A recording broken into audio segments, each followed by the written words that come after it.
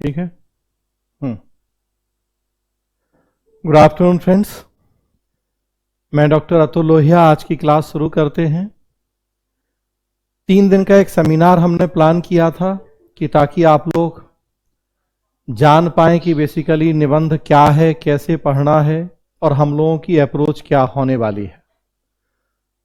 तो आपने देखा कि 19 तारीख पहले दिन श्री नीले जैन सर ने आपसे चर्चाएं की, काफ़ी निबंध से जुड़ी हुई, क्रिएटिव राइटिंग और राइटिंग स्किल से जुड़ी हुई। कल मैंने चर्चाएं की थी आपसे, और आज हमारी टीम के और एक सदस्य श्री अनिल सिंह जी, आज वो आपसे कुछ चर्चाएं करेंगे इसी निबंध के मुद्दे के ऊपर।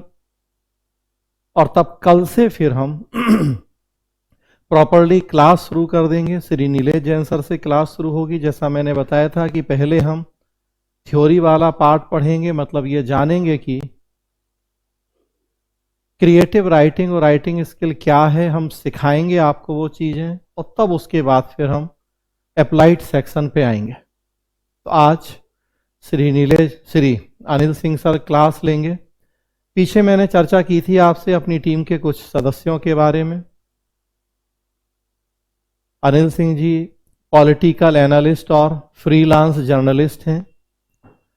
2020 में जो बिहार इलेक्शन हुए थे, काफ़ी काम किया उस समय अनिल जी ने बिहार इलेक्शन के संदर्भ में, और मुझे याद है कि लगभग 50 के ऊपर इन्होंने पूरी एक सीरीज में बहुत सारे आर्टिकल्स लिखे थे बिहार चुनावों के डिफरेंट इश्यूज, वोटिंग बिहेवियर के संदर्भ में। तो उस दौरान काफ़ी काम किया और नज़दीक से जाना बिहार की चीज़ों को, स्पेशली जो पॉलिटिकल सिनेरियो है, कास्ट का रोल क्या है उसमें, धर्म की भूमिका क्या है, रीजनल पार्टीज का रोल क्या है, या ऐसे और different issues. IGR golden jubilee order का एक कहूं कि खिताब या सम्मान भी मिला उसी सीरीज के लिए। तो जैसा कल मैं चर्चा कर रहा था कि हमारी टीम में हमारा प्रयास है कि जो भी लोग हमने जोड़े हैं वो अपने विषय के जानकार या विशेषज्ञ तो हों ही, सबसे बड़ी बात वो क्रिएटिव राइटिंग और राइटिंग स्किल के भी जानकार हों। और साथ में कई लोग ऐसे भी टीम में होंगे जिनकी बिहार के संदर्भ में भी पैनी नजर होगी, बिहार का आर्ट कल्चर या बिहार से जुड़ी दूसरी बातें। तो अनिल सर वो तीनों देखेंगे कि योग्यताएं पूरी करते हैं, क्रिएटिव राइटिंग और राइटिंग स्किल के भी बहुत अच्छे जानकार हैं। हम सब लगभग कहें कि लंबे समय से जैन सर से ही सीखते रहे हैं। उसके अलावा क्रिएटिव राइटिंग भी, बिहार की समझ भी, और अपने विषय की विशेषज्ञता भी। जो सोशल इश्यूज होंगे, कुछ करंट के इश्यूज होंगे, या कुछ और ऐसे बिहार से जुड़े इश्यूज होंगे जिनकी स्पेशली आपसे चर्चा करेंगे अनिल सर रेगुलर क्लास में। और आज ओवरऑल आप देखेंगे अप्रोच अनिल सर की कि कैसे हम लोग आगे बढ़ेंगे इस क्लास में। तो अब मैं अनिल सर को मंच दूंगा कि वो चर्चा करें, और जैसा मैंने बताया कि कल से नीलेश जैन सर से हम प्रॉपरली क्लास शुरू कर देंगे। सेमिनार वाला सेक्शन आज हमारा कंप्लीट हो जाएगा। थैंक्स वेरी मच सर मेरे बारे में इतना कुछ कहने के लिए। और मैं आपको बधाई देता हूं कि आपने हमें यह मंच दिया। गौतम पाठक, लक्ष्मी सिंह, रणधीर सिंह, धीरज कुमार ऑनलाइन हमसे जुड़ चुके हैं। आप सभी को गुड आफ्टरनून। क्लास में हमारे जो छात्र बैठे हुए हैं और जो छात्र हमसे ऑनलाइन जुड़े हुए हैं, आप सभी को प्रभा आईसीएस के द एसेज एक्सपर्ट के इस प्लेटफॉर्म पर आप सभी का स्वागत करता हूं। और हम लोग शुरू करेंगे निबंध को लेकर के, जो बहुत सारी संभावनाएं हैं उसको लेकर के। निबंध के बारे में बिहार में क्या चल रहा है, क्योंकि बिहार में अभी तक निबंध जो था वो हिंदी माध्यम में था। हिंदी विषय में था, अब जो है उसको एक कह सकते हैं कि एक पेपर के रूप में बिहार के सिविल सर्विसेज में उसको शामिल कर दिया गया है। तो पहली चीज तो हमें ये समझना होगा कि निबंध को सिविल सर्विसेज में शामिल ही क्यों किया गया है। आखिर क्या ऐसी जरूरत है सिविल सर्विसेज में कि निबंध को जाने बिना, पढ़े बिना, समझे बिना एक लोक सेवक की जो तैयारी है वो पूरी नहीं हो पाती है। तो हमको इस बात को समझना होगा कि एक जो लोक सेवक होगा, जो भविष्य में जाकर के हमारे समाज की सेवा करेगा, उस लोक सेवक से हमारा जो लोक सेवा आयोग है, चाहे वो यूपीएससी का लोक सेवा आयोग हो या चाहे बिहार का लोक सेवा आयोग है, वो उसकी अपेक्षाएं क्या हैं।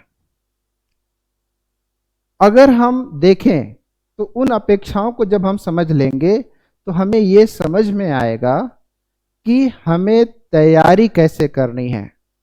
इसके लिए हम आपकी शुरुआत करेंगे बौद्ध धर्म से, वहां से शुरुआत करते हैं। बौद्ध धर्म में आपने देखा होगा कि एक प्रश्न उठता है कि दुख क्या है, तो और दुख का समाधान कैसे हो सकता है। तो बौद्ध धर्म में कई बार ये होता है, उसमें जो चर्चाएं मिलेंगी, जो विमर्श मिलेगा, उस विमर्श में ये माना जाता है कि अगर हम दुख के कारण को ही खत्म कर दें तो दुख अपने आप खत्म हो जाएगा। इसी तरह से अगर हम देखें निबंध को लेकर के, तो निबंध में क्या आएगा ये बात की बात है। हमें ये जानना पड़ेगा कि निबंध सिविल सर्विसेज में रखा ही क्यों गया। आखिर निबंध लिखवाने से या अभ्यर्थियों से निबंध जब हम लिखवा लेते हैं तो उससे अभ्यर्थियों के बारे में आयोग को क्या पता चलता है, या आयोग अभ्यर्थियों के बारे में क्या जानना चाहता है, क्या समझना चाहता है, यह हमें जानना पड़ेगा। और इसकी अगर हम शुरुआत करें तो एक बात मित्रों आप लोग जान लीजिए कि सिविल सर्विसेज, चाहे वो बिहार की बात करें हम या यूपीएससी की बात करें, सिविल सर्विसेज ज्ञान का विषय नहीं है। क्योंकि अगर सिविल सर्विसेज ज्ञान का विषय होता तो आपके लिए मिनिमम एजुकेशनल क्वालिफिकेशन होती पीएचडी। उससे अच्छी या उससे बड़ी डिग्री तो सिविल सर्विसेज में या हमारे एकेडमिक बैकग्राउंड में नहीं है। तो अगर ज्ञान का विषय होता तो ज्ञान के विषय के संदर्भ में अगर हम बात करें तो सिविल सर्विसेज ज्ञान का विषय नहीं है। क्योंकि अगर हम ज्ञान की जब बात करेंगे तो एक जिले का अगर कलेक्टर है या आप एसडीएम है स्टेट लेवल के एग्जाम से, तो आपकी जो एजुकेशनल क्वालिफिकेशन होगी वह एजुकेशनल क्वालिफिकेशन क्या होगी, आप सिंपल ग्रेजुएट हैं, बीए किए होंगे, बीकॉम किए होंगे, यानी कि आपकी जो डिग्री है वो प्लेन ग्रेजुएशन की डिग्री है। लेकिन अगर आपके ही जिले में जो प्राइमरी स्कूल का टीचर है, वह प्राइमरी स्कूल का टीचर ज्ञान के मामले में आपसे ज्यादा डिग्री रखा हुआ है, उसके पास आपसे ज्यादा नॉलेज होगा, क्योंकि प्राइमरी स्कूल का जो टीचर होता है उसके पास ग्रेजुएशन के साथ साथ आप देखें तो वो बीएड क्वालिफाइड होगा, टेट क्वालिफाइड होगा, या उससे अधिक भी उसके पास कुछ डिग्रियां हो सकती हैं। तो अगर नॉलेज के संदर्भ में बात करें तो एक चीज हमेशा याद रखिएगा कि सिविल सर्विसेज नॉलेज का विषय नहीं है। आपके एक डीएम के अंडर में, एक मजिस्ट्रेट के अंडर में आप देखेंगे बहुत सारे प्राइमरी स्कूल के टीचर आते हैं, लेकिन प्राइमरी स्कूल के टीचर की जो डिग्री है वो कहीं ना कहीं डीएम या मजिस्ट्रेट की डिग्री से ज्यादा भी हो सकती है। ये संभावनाएं हैं, हो सकता है। तो फिर क्या है, तो हमने इस बारे में एक पैटर्न डेवलप किया, हमने देखा है, उसको मैं आपके साथ शेयर करना चाहता हूं कि जो सिविल सर्विसेज है वह सिविल सर्विसेज व्यक्तित्व की खोज है, पर्सनालिटी की खोज है। उसके बारे में चर्चा करेंगे। एक जरा सा हम लोग पीडीएफ देखते हैं। सदवीर, जस्ट एक मिनट,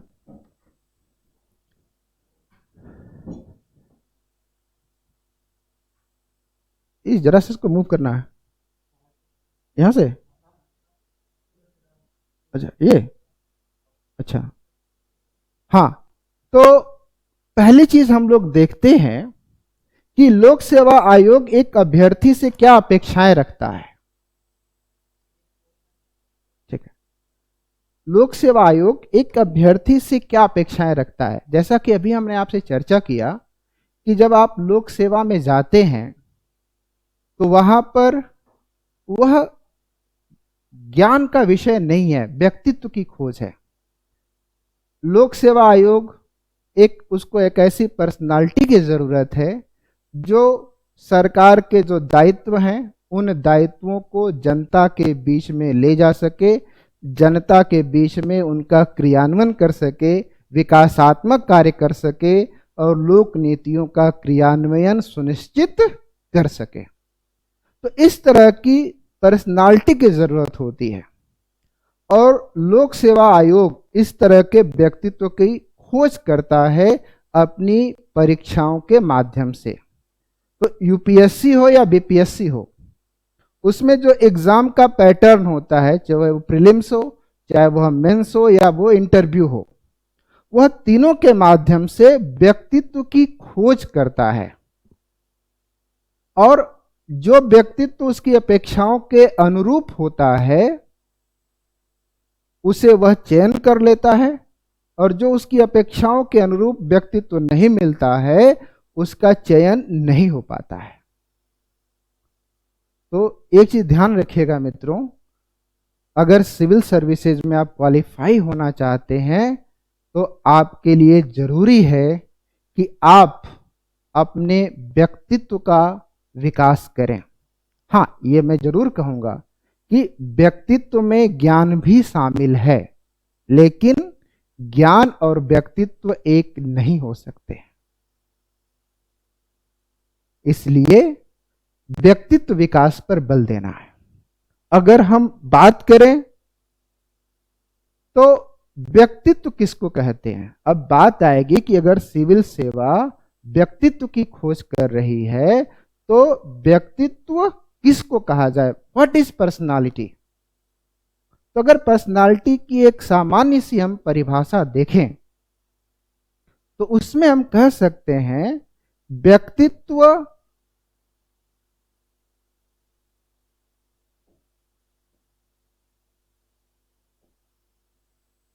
मानव के जैविक, सामाजिक, सांस्कृतिक तथा मनोवैज्ञानिक गुणों का समुच्चय है। Personality is an aggregate of biological, socio cultural and psychological attributes of human being. तो जो व्यक्तित्व होता है उसमें अगर हम देखें तो तीन पक्ष निकल करके आएंगे, जैविक पक्ष, दूसरा सामाजिक सांस्कृतिक पक्ष और तीसरा मनोवैज्ञानिक पक्ष। किसी की भी पर्सनालिटी हो तो पर्सनालिटी के तीन पक्ष निकल करके आते हैं और इन्हीं तीन पक्षों के बारे में हम लोग थोड़ा सा चर्चा करेंगे। ठीक है, तो देखिए व्यक्तित्व के तीन पक्ष हो गए। पहला कौन सा, जैविक, बायोलॉजिकल एस्पेक्ट। जैविक पक्ष की बात करें तो जैविक पक्ष में आपकी हाइट क्या है, लंबाई क्या है, ये आ सकता है। आप छोटे हैं, बड़े हैं, ये आ सकता है। आप गोरे हैं, काले हैं, ये आ सकता है। या फिर अगर लंबाई और भी बात करें तो आप कितने सुंदर हैं चेहरे से, ये भी आ सकता है। तो जो बायोलॉजिकल एस्पेक्ट है, जो गॉड गिफ्टेड है, प्रकृति के द्वारा दिया गया है, वो आपका जैविक पक्ष है। जैसे शरीर की बनावट कैसी है, ये सारी चीजें बायोलॉजिकल एस्पेक्ट में आ जाएगा। सोशियो कल्चरल, सामाजिक और सांस्कृतिक, आप जिस समाज में रहते हैं या जिस समाज की सेवा करना चाहते हैं, उस समाज की अगर आपको समझ नहीं है तो आप एक अच्छे प्रशासनिक अधिकारी सिद्ध नहीं हो सकते हैं। इसलिए जब भी लोक सेवा आपके व्यक्तित्व का परीक्षण करेगी तो ये जरूर देखना चाहेगी कि आपको जिस समाज की आप सेवा करने जा रहे हैं उस समाज के सामाजिक और सांस्कृतिक पक्ष की जानकारी है या नहीं है। अगर इसको और थोड़ा सा हम एक्सप्लेन करें सामाजिक और सांस्कृतिक पक्ष को, तो जो भी हमारा लोक सेवक होगा उसको ये पता होना चाहिए कि अगर हम भारतीय प्रशासनिक सेवा में जा रहे हैं तो पूरे भारत का सामाजिक और सांस्कृतिक ताना बाना क्या है। अगर हम बिहार में जा रहे हैं तो बिहार का सामाजिक और सांस्कृतिक ताना बाना क्या है। अगर हम इस चीज को नहीं समझ पा रहे हैं कि अगर मान लीजिए मैं तमिलनाडु का हूं और बिहार में सेवा देने जा रहा हूं और बिहार के सामाजिक और सांस्कृतिक पक्ष से मैं अवगत नहीं हूं, तो शायद मैं बिहार में बहुत टैलेंटेड होने के बावजूद भी अपनी सेवाएं अच्छी तरीके से नहीं दे पाऊंगा। बिहार के विकास में अपना मैं समुचित योगदान नहीं दे पाऊंगा। बिहार के विकास में जो मेरी भूमिका होनी चाहिए वो भूमिका बहुत प्रभावी नहीं हो पाएगी। इसलिए लोक सेवक से अपेक्षा की जाती है कि उसको जिस समाज में वो सेवाएं देने जा रहा है उस समाज के सामाजिक और सांस्कृतिक पक्ष को जाने। ये सामाजिक और सांस्कृतिक पक्ष बहुत व्यापक है। अगर इसको हम थोड़ा सा खोलना चाहें तो सामाजिक जो पक्ष है वो समाज से बना है। समाज से बना सामाजिक। तो समाज की अगर हम परिभाषा देखें तो समाज सामाजिक संबंधों का जाल है। Society is the network of social relationship. और ये सामाजिक संबंध समाज में आर्थिक भी हो सकते हैं, राजनीतिक भी हो सकते हैं। समाज में जो संबंध है, समाज क्या है? सामाजिक संबंधों का जाल है। समाज किससे बनेगा? तो सामाजिक संबंध से।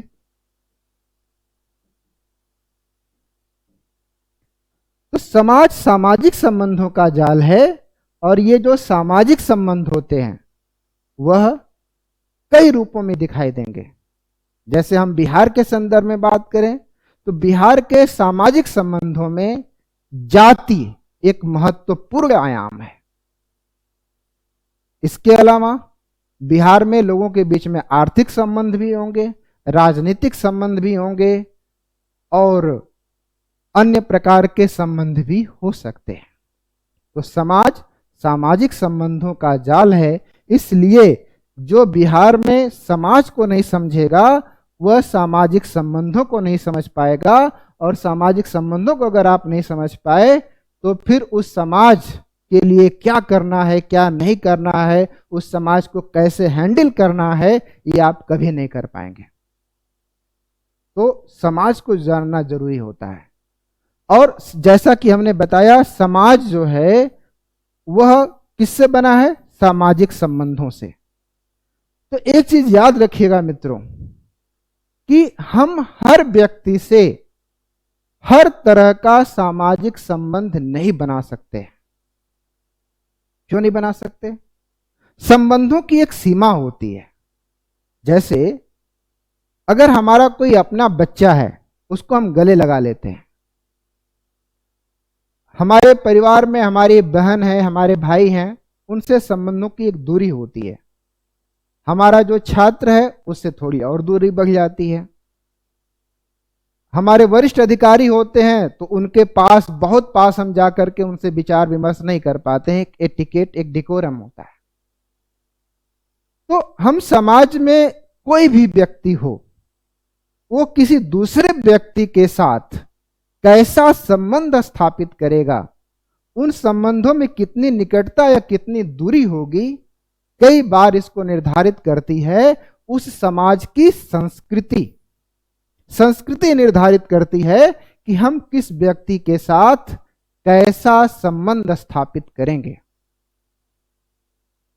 जैसे एग्जाम्पल के तौर पर मैं बात कर रहा हूं, इसको अदरवाइज मत लीजिएगा।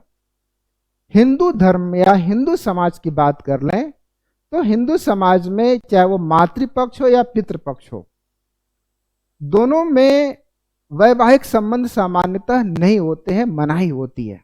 तो संस्कृति ने निर्धारित किया कि एक क्लोज रिलेशनशिप में मैरिज नहीं होगी। लेकिन अगर हम इस्लामिक कल्चर में बात करें तो मैटरनल साइड और पैटर्नल साइड दोनों जगह संभव है कि वैवाहिक संबंध हो सकते हों। किसने निर्धारित किया? संस्कृति ने निर्धारित किया। तो इसी तरह से एग्जाम्पल के तौर पर मैं बात कर रहा हूं तो बिहार का भी एक समाज है और उसकी एक संस्कृति है, और जो लोग बिहार के लिए सेवाएं देने जा रहे हैं तो उन्हें बिहार का समाज कैसा है, बिहार की संस्कृति कैसी है, उसकी जानकारी होनी चाहिए।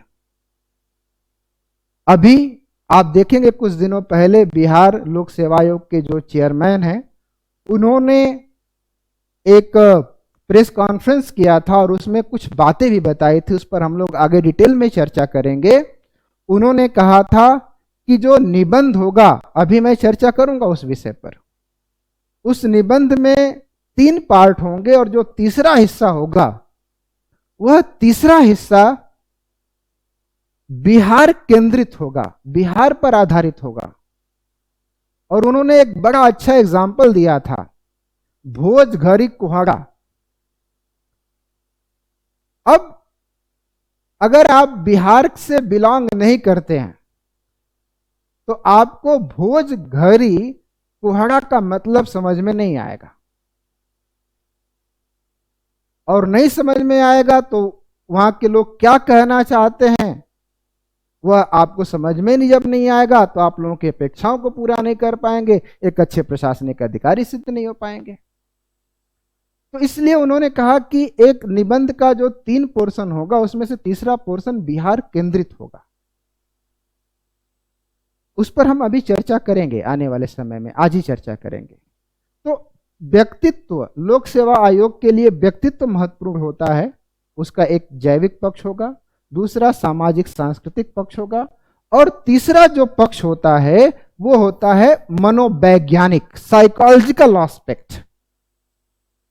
ये 3 पक्ष मिलकर के किसी भी व्यक्ति के व्यक्तित्व का निर्धारण करते हैं, जैविक, सामाजिक सांस्कृतिक और मनोवैज्ञानिक। हां, अलग अलग क्षेत्र में जाने के लिए व्यक्तित्व अलग अलग होगा। यह संभव है कि अगर आप आर्मी में जाना चाहते हैं तो यहां पर आर्मी के लिए भी ये तीनों कंपोनेंट होंगे, biological, socio cultural and psychological. आप ब्यूटी कॉन्टेस्ट में जाना चाहते हैं तो वहां पर भी एक उसकी पर्सनालिटी की जरूरत होगी, और वहां पर भी ये तीनों चीजें होंगी, biological, socio cultural and psychological. आप सिविल सर्विसेज में आना चाहते हैं वहां पर भी ये तीनों चीजें होंगी। और तो कहने का सेंस है कि अलग अलग फील्ड में इन पर्सनालिटी की जरूरत होती है, और पर्सनालिटी के ये तीनों कंपोनेंट होने चाहिए। अंतर क्या होता है? जैसे सपोज दैट अगर हम आर्मी में जाना चाहते हैं, सेना में जाना चाहते हैं, या सेना की तरह के जो अन्य समानांतर संगठन है उसमें जाना चाहते हैं, तो उसमें यस, राम कुमार पाल कुछ कहना चाहते हैं। ठीक है, आप कमेंट करके बताइए, मैं देखता हूं। ठीक है, तो अगर आप सेना में जाना चाहते हैं तो आपके लिए जो बायोलॉजिकल एस्पेक्ट है वह ज्यादा महत्वपूर्ण होगा। ठीक है, अगर आप फिजिकली फिट नहीं हैं, सोशियो कल्चरल और साइकोलॉजिकल एस्पेक्ट जितना भी अच्छा हो, आप सेना में नहीं जा सकते हैं। लेकिन अगर आप ब्यूटी कॉन्टेस्ट में जाना चाहते हैं तो वहां पर भी देखेंगे बायोलॉजिकल जो आपका एस्पेक्ट है वो ज्यादा महत्वपूर्ण होगा। लेकिन अगर आप सिविल सर्विसेज में आना चाहते हैं तो बायोलॉजिकल एस्पेक्ट की जो भूमिका होगी वो 10% होगी, बहुत होगी। तो आप गोरे हैं, काले हैं, मोटे हैं, पतले हैं, सुंदर हैं, नहीं हैं, कोई फर्क नहीं पड़ता। सिविल सर्विसेज में जब हम आएंगे तो हमारे लिए सामाजिक सांस्कृतिक पक्ष और मनोवैज्ञानिक पक्ष ज्यादा महत्वपूर्ण हो जाते हैं। और यह सामाजिक और मनोवैज्ञानिक जो पक्ष हैं, इन दोनों को अगर वास्तव में समझना है तो समझने के लिए आयोग के सामने एक ही विकल्प बचता है, और वो विकल्प है आपसे निबंध लिखवाना। निबंध व्यक्ति की पर्सनालिटी को रिफ्लेक्ट करता है। आप कैसा सोचते हैं, आपका विचार कैसा है, आप समाज के बारे में क्या सोच रहे हैं, समाज को लेकर के आपके क्या दृष्टिकोण हैं, जो आपके विचार हैं वो मौलिक हैं कि नहीं हैं, जिस समाज को सेवा देने जा रहे हैं उस समाज के बारे में आप कितना जानते हैं। बहुत कुछ ऐसा होगा जो ये सामाजिक और सांस्कृतिक पक्ष तथा जो दूसरा एस्पेक्ट हमने बताया मनोवैज्ञानिक पक्ष, साइकोलॉजिकल एस्पेक्ट, यह दोनों पक्ष मिल करके आपके व्यक्तित्व का निर्धारण करेंगे। और इस व्यक्तित्व का परीक्षण कहीं न कहीं निबंध के माध्यम से लोक सेवा आयोग करना चाहता है। इसलिए मित्रों, अपने व्यक्तित्व में परिवर्तन लाने की कोशिश करिएगा, उस समाज को जानने की कोशिश करिएगा जिसकी सेवा करने जा रहे हैं।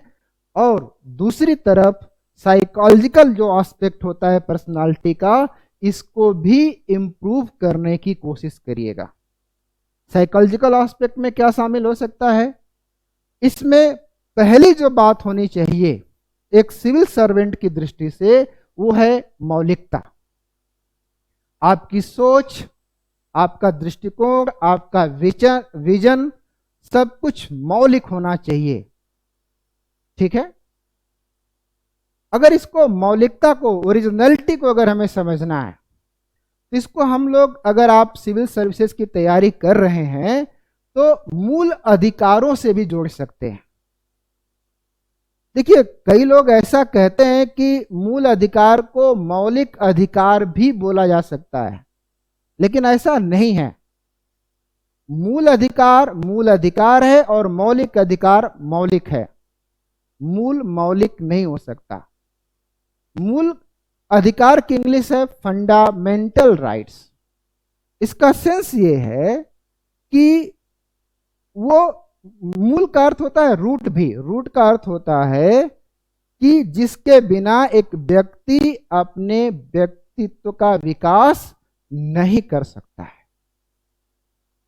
तो आपकी मौलिकता का सेंस यहां पर यह है कि मूल अधिकार की अगर हम संदर्भ में बात करें तो मूल अधिकार व्यक्ति के लिए मौलिक नहीं है, क्योंकि जिन मूल अधिकारों की चर्चा हम अपने संविधान में कर रहे हैं वो मूल अधिकार दूसरे देशों के संविधानों में भी पाए जाते हैं, चाहे वो राइट टू इक्वलिटी हो, right to freedom of religion हो, या फिर अन्य कोई विषय हो।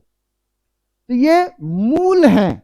मूल का मतलब जड़ है, रूट है, जिसके बिना व्यक्ति के व्यक्तित्व का विकास नहीं हो सकता है। यह मौलिक नहीं है। मौलिक कहने का सेंस ये होता है कि व्यक्ति जो है उसकी अपनी सोच हो, अपनी समझ हो समाज को लेकर के, उसके अपने सोचने समझने का एक नया तरीका हो, वो समाज को कैसे नए तरीके से देख सकता है। तो व्यक्तित्व जब आपकी बात करेंगे और उसके साइकोलॉजिकल एस्पेक्ट पर आएंगे तो उसमें पहली चीज आएगी मौलिकता। आपकी पर्सनालिटी में मौलिकता का होना बहुत जरूरी है। दूसरी तरफ अगर दूसरे पॉइंट की हम बात करें तो उसमें शामिल है रचनात्मकता, क्रिएटिविटी। रचनात्मकता का सेंस ये है कि रचनात्मकता का सेंस ये है कि बात तो वही रहेगी, लेकिन उस बात को हम कैसे नए तरीके से कहें, बात को कैसे नए तरीके से कहें, नई बात कैसे कहें। तो उन्हीं विषयों को हम कैसे नए तरीके से कह सकते हैं, ये हमारी होती है रचनात्मकता। ठीक है। तो रचनात्मकता, क्रिएटिविटी का मतलब नए तरीके से कहना और नई बात कहना। ठीक है। तो एक व्यक्तित्व, अगर आपके पास कोई पहले से जानकारी है, उसी जानकारी को हम आपको निबंध में या किसी अन्य विषय में पहले से बताएं जो आपके पास पहले से जानकारी है, तो आप उसको बहुत अधिक लाइक नहीं करेंगे। लेकिन अगर उसी चीज को नए तरीके से बताई जाए तो आप उसे लाइक करेंगे, पसंद करेंगे। तो इसलिए रचनात्मकता का होना भी बहुत जरूरी होता है। तो एक निबंध जब हम लिखेंगे तो उसमें पहली चीज, अगर इसको हम व्यक्तित्व को निबंध से जोड़ते चलें तो निबंध आपका मौलिक होना चाहिए, और दूसरी बात उस निबंध में रचनात्मकता होनी चाहिए। अब मौलिकता कैसे आएगी, थोड़ा सा मौलिकता पर और अगर हम चर्चा कर लें तो मौलिकता और रचनात्मकता कैसे आएगी, तो इसको जरा सा अगर हम देखें तो एक बात समझिए। कोई व्यक्ति अगर नदी में, जिधर नदी का बहाव है उसकी तरफ जा रहा है, तो क्या उसे तैरना कहेंगे? नहीं, उसे तैरना नहीं कहेंगे, उसे बहना कहेंगे। तैरना कब कहेंगे? जब आप धारा के विपरीत चलेंगे, और जब धारा के विपरीत चलेंगे तभी आप कहां पहुंचेंगे? उसके मूल में पहुंचेंगे, उसकी मौलिकता में पहुंचेंगे, वहीं पर उसकी मौलिकता निकल करके आएगी।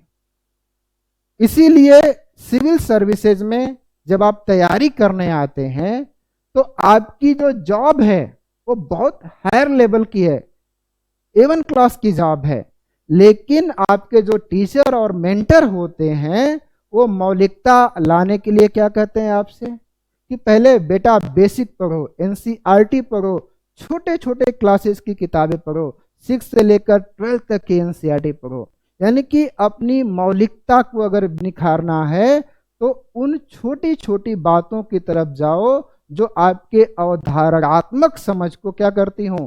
मजबूत करती हूं। तो धारा के विपरीत चलिए और तभी आपको पता चलेगा कि नदी का उद्गम स्थल कहाँ है, और उस उद्गम स्थल से आपको उसकी मौलिकता पता चलेगी, उसका मूल पता चलेगा। इसलिए मौलिकता का होना जरूरी है आपके व्यक्तित्व में, और दूसरी तरफ रचनात्मकता का। तीसरी तरफ रचनात्मकता के साथ साथ तार्किकता, रेशनैलिटी।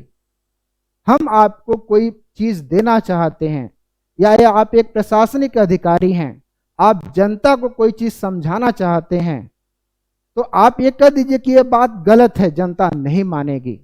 लेकिन जब उस बात को जनता को तर्क के साथ समझाया जाए, तार्किक रूप से समझाया जाए, तो जनता हो सकता है कि आपकी बात को मान ले। एग्जाम्पल के तौर पर कहीं पर जाम लगा हुआ है, या जनता अपनी मांग को लेकर के धरना प्रदर्शन दे रही है, तो ऐसी स्थिति में अगर आप जनता के पास जाइए एज अ ऑफिसर और कहिए भैया तुम धरना खत्म कर दो, जनता गुस्से में आ जाएगी, हो सकता है कि रिवोल्ट कर जाए, आपको भला बुरा कहे, ठीक है। लेकिन जनता को अगर हम तार्किक रूप से समझाएं कि समाज के अन्य लोगों को नुकसान हो रहा है, किसी मरीज की जान फंसी हुई है, एम्बुलेंस रुका हुआ है, उसको हमें जगह देनी है, इससे समाज के अन्य लोगों का भला हो सकता है, जो एक राज्य से दूसरे राज्य को जाना चाहते हैं उनको भला हो सकता है। अगर तर्कों के साथ अपनी बात को समझाई जाए तो हो सकता है कि वो जनता क्या हो जाए, अपना धरना खत्म कर दे और आपकी बात को मान ले। एक प्रशासनिक अधिकारी के अंतर्गत उसका जो साइकोलॉजिकल एस्पेक्ट है उसमें तार्किकता का भी होना बहुत जरूरी है। इसके अलावा निर्णय, डिसीजन मेकिंग, निर्णय लेना, व्यक्तित्व में अगर आपके पास निर्णय लेने की क्षमता नहीं है तो एक अच्छी पर्सनालिटी आपकी निर्मित नहीं हो सकती है। इसलिए डिसीजन मेकिंग का होना भी जरूरी है। अब एक बात छोटी सी और समझा दूं कि डिसीजन मेकिंग कहते किसको है। तो डिसीजन मेकिंग को बहुत सिंपल अगर अर्थ में समझना हो तो आदमी के पास जब काम करने के बहुत सारे विकल्प हों तो उन विकल्पों में से किसी एक विकल्प को चुनना ही डिसीजन मेकिंग है। हाँ, विकल्प को चुनते समय हम लोग कुछ बातों को ध्यान में जरूर रखते हैं कि जिस विकल्प का चयन कर रहे हैं उससे एक लोग का भला होगा या ज्यादा लोग का भला होगा। जिन लोगों का भला होगा वो कम समय के लिए होगा या ज्यादा समय के लिए भला होगा। तो इस तरह से डिसीजन लिए जा सकते हैं। इस पर पूरा एक चैप्टर है डिसीजन मेकिंग का, उस पर कभी हम लोग बाद में चर्चा करेंगे। लेकिन अगर व्यक्तित्व के साइकोलॉजिकल एस्पेक्ट की चर्चा करें तो डिसीजन मेकिंग उसका एक इंपॉर्टेंट एस्पेक्ट होता है। अगला है भावनात्मकता, इमोशंस। अभी आप सिविल सर्विसेज में देखें तो इमोशनल इंटेलिजेंस का बहुत अधिक प्रचलन हो गया है। क्यों? जनता आपसे, प्रशासनिक अधिकारी से तभी जुड़ेगी जब जनता की भावनाओं की प्रशासनिक अधिकारी को समझ हो, या अगर जनता कुछ नहीं भी कह रही है तो प्रशासनिक अधिकारी के पास एक समझ होनी चाहिए कि जनता उससे क्या अपेक्षाएं रख रही है। किसी ने एक बहुत अच्छा शेर कहा है, सुनाता हूं आपको। मुझे अपना गम बयां करने की फितरत नहीं, मुझे अपना गम बयां करने की फितरत नहीं, अगर तू मेरा वजूद है तो महसूस कर उस दर्द को।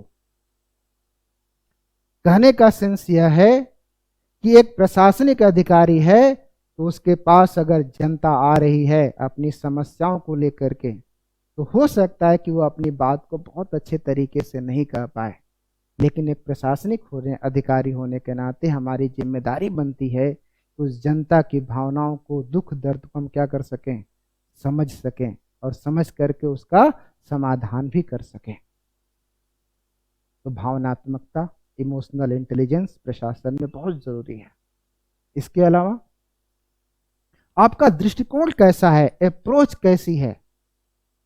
एक प्रशासनिक अधिकारी जब आप बनेंगे तो प्रशासनिक अधिकारी बनने के बाद आप देखेंगे कि जो भी आएगा आपके पास अपनी समस्याएं लेकर के आएगा। दिन रात समस्याओं में आपको घिरा रहना है। वरिष्ठ अधिकारी की समस्याएं कुछ और हैं, जनता की समस्याएं कुछ और हैं, मंत्री जी कुछ निर्देश दिए उसको भी काम करना है। तो आपके पास बहुत सारी समस्याएं आएंगी। उन समस्याओं के तले आप पॉजिटिव बने रहें, इसलिए आपके दृष्टिकोण को भी देखना जरूरी है। दृष्टिकोण अगर आपका पॉजिटिव नहीं है, उन समस्याओं में घिरे रहने के बावजूद भी, तो शायद आप अपने दायित्वों का समुचित निर्वहन नहीं कर पाएंगे। इसको और एक एग्जाम्पल से समझ सकते हैं। अगर हम देखें, जिस समय हमारा देश स्वतंत्र हुआ था, हमारे देश के सामने बहुत सारी चुनौतियां थीं, लेकिन उस समय के हमारे जो नेता थे, मार्गदर्शक थे, जो हमारे प्रशासनिक अधिकारी थे, उन्होंने अपने दृष्टिकोण को कम संसाधन होने के बावजूद भी हमेशा पॉजिटिव बनाए रखा। तो कितनी भी समस्याएं हो, कितनी भी चुनौतियां हो, उन चुनौतियों के होने के बावजूद हमें अपना दृष्टिकोण पॉजिटिव बनाए रखने की आवश्यकता होती है। एक प्रशासनिक अधिकारी जब भी कुछ लिखे तो उस लेखन में, उसकी अभिव्यक्ति में सकारात्मकता भी दिखाई देनी चाहिए। नकारात्मकता न हो तो ही अच्छा है। ठीक है। अभिव्यक्ति एक बहुत बड़ा एस्पेक्ट है। अभिव्यक्ति का मतलब होता है अपनी भावनाओं को, अपने विचारों को, अपनी इच्छाओं को दूसरों तक पहुंचाना। कैसे पहुंचा सकते हैं? तो अभिव्यक्ति हम लिखित माध्यम से भी पहुंचा सकते हैं। अब तो लिखने का जमाना गया, पहले चिट्ठियां चलती थी, प्रेम पत्र चलते थे, वैलेंटाइन डे अभी जो है खत्म हुआ है। तो लेखन के माध्यम से भी हम अपने विचारों को दूसरों तक पहुंचा सकते थे, लिखित माध्यम से। दूसरा, मौखिक माध्यम से भी हम अपनी बातों को दूसरों तक पहुंचा सकते हैं, मुंह से बोल करके। इसके अलावा कई बार जब हमें अपनी बातों को कहना होता है तो अभिव्यक्ति का एक तीसरा पक्ष भी होता है, खामोशी। हम खामोश रह कर के भी अपनी बातों को दूसरों तक पहुंचा सकते हैं। जैसे अगर आप अपनी मम्मी से नाराज हैं और मम्मी कहें बेटा खाना खा लो, तो आप क्या करेंगे? नहीं खाएंगे, या कुछ नहीं बोलते हैं, कोई रिस्पांस नहीं देते हैं। तो खामोशी भी बिना कुछ कहे बहुत कुछ कहती है। इसीलिए किसी ने बहुत अच्छी कोटेशन लिखी है, कहा है, the deepest feeling always shows itself in silence. खामोशी स्वयं में सबसे गहरी अभिव्यक्ति है। The deepest feeling always shows itself in silence. इसलिए अभिव्यक्ति खामोशी से भी हो सकती है। हम खामोश रह करके भी बहुत कुछ कह सकते हैं। तो लिखित रूप से भी कह सकते हैं, मौखिक रूप से भी कह सकते हैं, चुप रह करके भी कह सकते हैं, और कई बार तो बॉडी लैंग्वेज के माध्यम से भी हम चीजों को क्या करते हैं? एक्सप्रेस करते हैं, अभिव्यक्ति होती है। क्लास के बाद वहीं मिलेंगे। ठीक है। तो बॉडी लैंग्वेज से भी बहुत कुछ कहा जा सकता है। ठीक है। तो अभिव्यक्ति, ये अलग अलग चीजें भले हों, लेकिन आगे ये निबंध से कैसे जुड़ती हैं ये हम आपको बताएंगे। ठीक है। किसी चीज को जानना, जानने के बाद उसको समझना, तो जानना अलग है और जान करके उसके बारे में समझना अलग है, और समझ करके उसको अभिव्यक्त करना ये अलग चीज होती है। कई बार आप देखेंगे कि आप अपने बारे में बहुत कुछ जानते हैं, लेकिन हम कहें कि आप अपने बारे में 200 शब्दों में लिख दीजिए तो आप नहीं लिख पाएंगे। क्यों? क्योंकि फिर आपके सामने ये समस्या आएगी कि क्या हम लिखें और क्या हम छोड़ें, किस चीज को लिखें, किस चीज को न लिखें। तो जानना, जान करके समझना और समझ करके उसको व्यक्त करना, ये तीनों अलग चीजें होती हैं। अगर सिविल सर्विसेज के संदर्भ में बात करें तो अभिव्यक्ति के दो एस्पेक्ट हैं। एक एस्पेक्ट है लिखित, जो आपकी मेंस की परीक्षा होती है वो लिखित होती है, और उसी मेंस की परीक्षा का एक हिस्सा है निबंध। निबंध आपकी अभिव्यक्ति को भी चेक करता है। तो जो लिखित अभिव्यक्ति है वो आपके मेंस में देखी जाएगी, और मेंस में देखने का एक आधार बनेगा निबंध।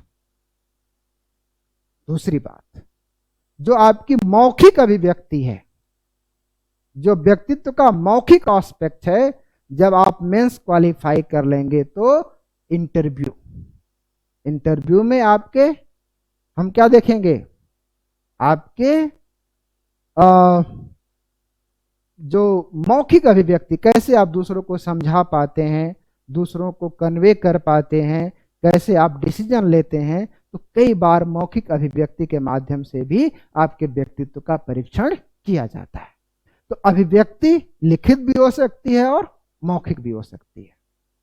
तो कुल मिलाकर के अगर हम देखें तो निबंध आपके व्यक्तित्व का परीक्षण करता है, और उस व्यक्तित्व में अगर मनोवैज्ञानिक स्तर पर हम बात करें तो मौलिकता, रचनात्मकता, तार्किकता, निर्णयन, भावनात्मकता, दृष्टिकोण और उसकी अभिव्यक्ति, इतनी चीजें आपके व्यक्तित्व में होनी चाहिए। और जब आप निबंध लिखें तो उस निबंध में ये चीजें दिखाई देनी चाहिए।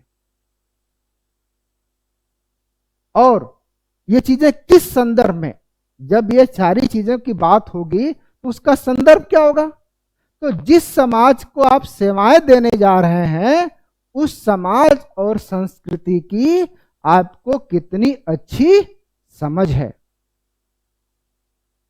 इन दोनों को मिला दें हम, ये दोनों मिल करके आपके व्यक्तित्व का नियर अबाउट 90% निर्माण करेंगे। बाकी आप, भगवान न करे कोई हैंडीकैप्ड भी है, अंधा भी है, विकलांग भी है, दिव्यांग भी है, तो भी सिविल सर्विसेज उसके बायोलॉजिकल एस्पेक्ट को बहुत ध्यान में नहीं रखती है, उसको साइड कर देती है। इसलिए मित्रों, अगर हम सिर्फ निबंध की बात कर लें तो निबंध में सामाजिक और सांस्कृतिक पक्ष और मनोवैज्ञानिक पक्ष, ये दोनों मिल करके आपके निबंध का निर्धारण करेंगे या एक अच्छा निबंध लिखने में सहायक होंगे। इन्हीं संदर्भों में अगर हम निबंध की जरा सा परिभाषा देखें तो क्या हो सकता है। अब बात करते हैं हम निबंध की। ये हमने अभी तक बैकग्राउंड तैयार किया है कि अगर सिविल सर्विसेज आपके व्यक्तित्व का परीक्षण है, उस व्यक्तित्व के परीक्षण का एक आधार निबंध भी होगा। ठीक है, अब निबंध का जरा सा अर्थ देखते हैं, तब आपको बात अब समझ में आएगी। निबंध साहित्य में लेखन की एक पृथक विधा है। बहुत तरीके से बातें लिखी जाती हैं, उसमें से लिखने की एक विधा है, साहित्य में लिखने की एक पृथक विधा है, जो व्यक्ति के मौलिक विचार क्या होने चाहिए, मौलिक होने चाहिए, जिसकी हमने बात की साइकोलॉजिकल एस्पेक्ट में। मौलिक विचार, निबंध हमेशा ये मांग करेगा कि आपके जो विचार हो वो मौलिक हो। जैन सर ने जब क्लास ली थी तो उन्होंने बताया था कि निबंध का जो उद्भव हुआ था वो पुनर्जागरण की देन है, और पुनर्जागरण के दौरान लोगों को ये मोटिवेट किया गया था कि आप इस संसार के बारे में जो कुछ भी सोचते हैं, ये आपकी जो सोच है, उस सोच को आप लिखित रूप से अभिव्यक्त करिए, और वहीं से निबंध की शुरुआत हुई थी। तो निबंध आपका मौलिक होना चाहिए। जैसे एग्जाम्पल के तौर पर हम कहें प्रदूषण पर निबंध लिखिए। आप क्या करेंगे? हम लोग क्या करेंगे?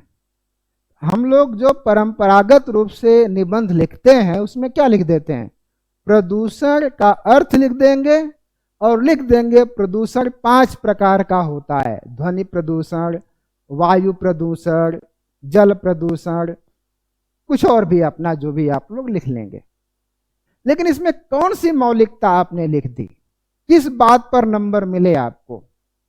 ये तो चीजें रटी रटाई हैं। ये जीएस का विषय हो सकता है, ये निबंध का विषय नहीं हो सकता है। इसमें आपकी मौलिकता अभिव्यक्त नहीं होगी। कई जगह तो yes I will provide, Virendra I will provide English meaning, please wait.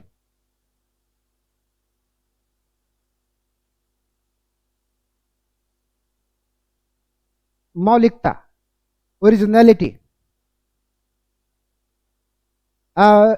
it is a separate branch of literature. It is separate branch of literature which demand originality, sentiments, analytical approach in a concise way. In a concise way. तो पहली चीज हम लोग जब originality की बात कर रहे हैं, लेकिन मैं आपसे कह रहा हूं आप कभी सोचिएगा, हमने जैसे एग्जांपल दिया ओरिजिनलिटी की बात कर रहे थे, मौलिकता की बात कर रहे थे, हमने कहा प्रदूषण पर लिखिए। बचपन में अगर आपको याद हो हम लोग गाय पे निबंध लिखते थे, तो गाय के 4 पैर होते थे, 2 कान होते थे, 1 मुंह होता था, ऐसे हम लोग लिखते थे। लेकिन ये विचार उस समय के हिसाब से अच्छे हो सकते हैं जब हमारा बचपन था, लेकिन आज के रेस्पेक्ट में ये बहुत अधिक इफेक्टिव नहीं हो सकते।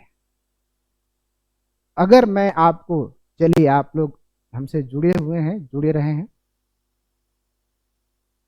तो एक मैं आपको टॉपिक देता हूं, उस पर लिखिएगा और मैं आपको वादा करता हूं कि यहां पर जो कुछ भी आप लिखेंगे वो आपका मौलिक ही होगा। ऐसा मैं टॉपिक ही दूंगा कि वह किसी किताब में नहीं मिलेगा, और यदि आप निबंध लिखना चाहेंगे तो ये आपकी मजबूरी बन जाएगी कि आप उसके लिए फिर अपने दिमाग का इस्तेमाल करेंगे, अपनी बौद्धिकता का, अपने विजडम का इस्तेमाल करेंगे, अपनी इंटेलेक्चुअलिटी का इस्तेमाल करेंगे। लिखेंगे आप लोग? जरा कमेंट करके बताइए, तो मैं टॉपिक बताऊं आपको निबंध का। यद्यपि कि अभी उसका थियोरेटिकल एस्पेक्ट सर ने नहीं पढ़ाया है। जरा सा जो लोग ऑनलाइन है वो जरा सा कमेंट करके बताएं, और जो लोग ऑफलाइन है उनसे तो मैं बातचीत कर ही रहा हूं। तैयार हैं आप लोग एक निबंध लिखने के लिए? एक ऐसा टॉपिक जो एकदम ओरिजिनल होगा, जिस पर आप नकल मार करके नहीं लिख सकते हैं, और इवन की जो आर्टिफिशियल इंटेलिजेंस वाली चीजें, चैट जीपीटी आ गया है, वो भी आपको हेल्प नहीं करेगा। एक प्रशासनिक अधिकारी वही करेगा अब जो आर्टिफिशियल इंटेलिजेंस नहीं कर सकता है। क्या कर सकता है जरा सा मैं आपको बताता हूं। टॉपिक पहले बता देता हूं, समथिंग। क्या टॉपिक होगा निबंध का? अगर आप मौलिक लिखना चाहते हैं तो समथिंग या कुछ। जरा सा इस पर निबंध लिखिए, और जब आप इस पर निबंध लिखेंगे तो निश्चित रूप से आप देखेंगे न किसी किताब में इस पर मैटर मिलेगा, और न ही किसी ऑनलाइन या ऑफलाइन चीजों पर आपको मैटर मिलेगा। और ऐसी स्थिति में आप अगर लिखने का प्रयास करेंगे, सोचेंगे, तार्किक चिंतन करेंगे, अपनी भावनाओं और संवेदनाओं को उकेरेंगे, तो निश्चित रूप से कुछ न कुछ लिखने को जरूर मिलेगा। जैसे जब कुछ नहीं था तो खुदा था, और जब कुछ नहीं रहेगा तो खुदा रहेगा। सोचिए, तो आपके विचारों में निबंध हो जो भी निबंध होगा, वो पहले उसकी शर्त होगी कि वो मौलिकता को प्रकट करे। दूसरी चीज क्या होगी? भावनाओं और संवेदनाओं, जो आपकी फीलिंग्स है, जो आपके एक्सप्रेशंस हैं, जो आपके सेंटिमेंट्स हैं, फीलिंग्स एंड सेंटिमेंट्स। इस संसार में आपको कुछ भी करना है तो जो काम भी आप करना चाहते हैं, इवन कि आप बिजनेस भी करना चाहते हैं या आप सक्सेस होना चाहते हैं लाइफ में, सिविल सर्विसेज में, तो आपको दूसरों की भावनाओं और संवेदनाओं को पढ़ना आना चाहिए। निबंध में जब आप लिखिए तो लगे उसने आपने जो उन चीजों को महसूस किया है वह आपने लिखा है। एक बहुत साल पहले की बात है, आईएएस में स्त्री पर निबंध आया था, स्त्री की दशा। उस पर एक बच्ची ने निबंध लिखा था। उसने मुझे बताया कि बाद में मैंने सर निबंध लिखा था और मैंने क्या क्या लिखा था, और उसको निबंध में बहुत अच्छे मार्क्स मिले थे। उसने लिखा था कि मैंने अपने बचपन से लेकर के आज तक जिन चीजों को महसूस किया था समाज में, परिवार से लेकर के परिवार के बाहर, जब मैं समाज में गई, पड़ोस में गई, स्कूल में गई, तो उन सभी जगहों पर जो हमने डिस्क्रिमिनेशन फेस किया था, जो भेदभाव फेस किया था, उन चीजों को हमने लिख दिया कि घर में अगर एक गिलास दूध है तो पहले मम्मी मेरे बड़े भाई को देती थी, बचता था तो मुझे देती थी। तो निबंध में भी जब आप एसेज लिखेंगे, निबंध लिखेंगे, तो निबंध में आप अपनी मौलिकता के साथ साथ अपनी भावनाओं को करने का प्रयास करिए, अपने एक्सप्रेस संवेदनशीलता को। एक लगे कि एक प्रशासनिक अधिकारी जब जनता की सेवा करने जाएगा तो उसके अंदर जनता के प्रति उनकी भावनाओं को, उनके सेंटिमेंट्स को, उनकी फीलिंग्स को समझने की बहुत अधिक क्षमता है। और जो फीलिंग्स को समझ लेगा तो निश्चित रूप से वह उसकी समस्याओं का भी समाधान करेगा और उनको संतुष्ट करके भेजेगा। और एक प्रशासनिक अधिकारी का प्राथमिक दायित्व यही है कि जनता की समस्याओं का समाधान कर दे, लोक कल्याणकारी जो योजनाएं हैं उसका क्रियान्वयन कर दे और जनता को संतुष्ट रखे। कौटिल्य ने कहा था, प्रजा सुखे सुखे राज्ञ, प्रजा के सुख में ही राजा का सुख है।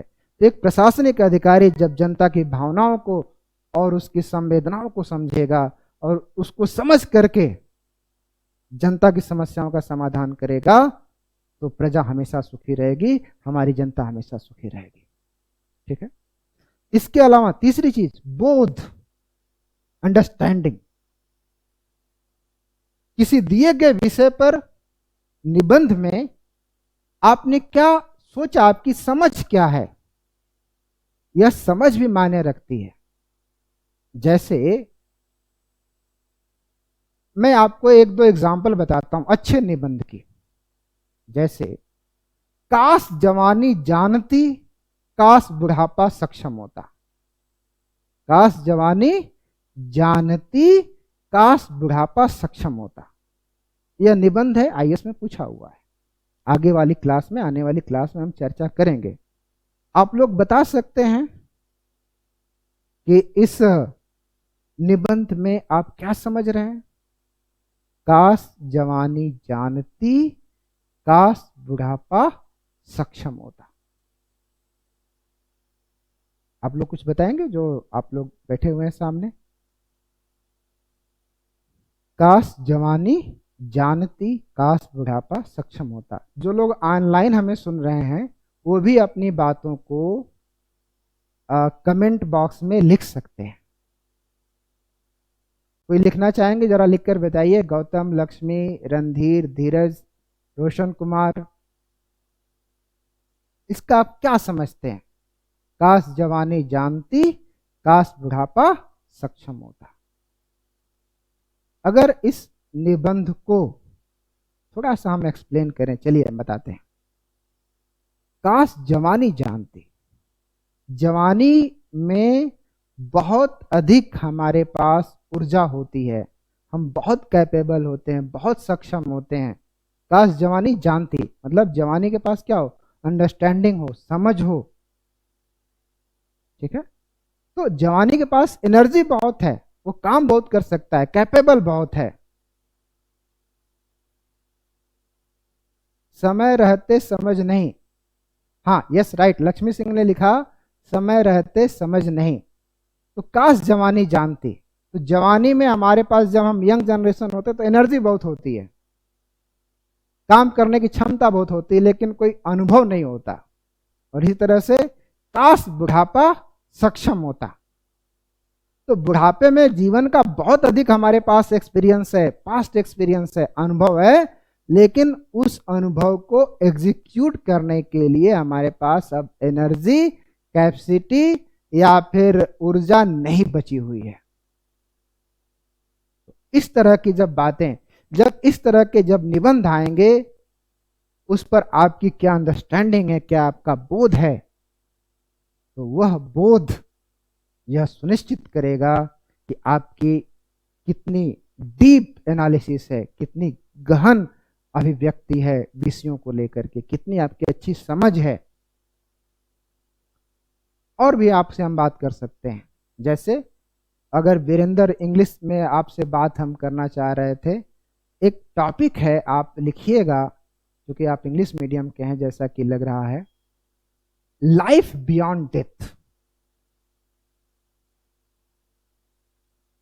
लाइफ बियॉन्ड डेथ, मृत्यु के बाद जीवन। जीवन के बाद तो मृत्यु एक यूनिवर्सल ट्रूथ है, लेकिन हम आपसे कहें कि इस विषय पर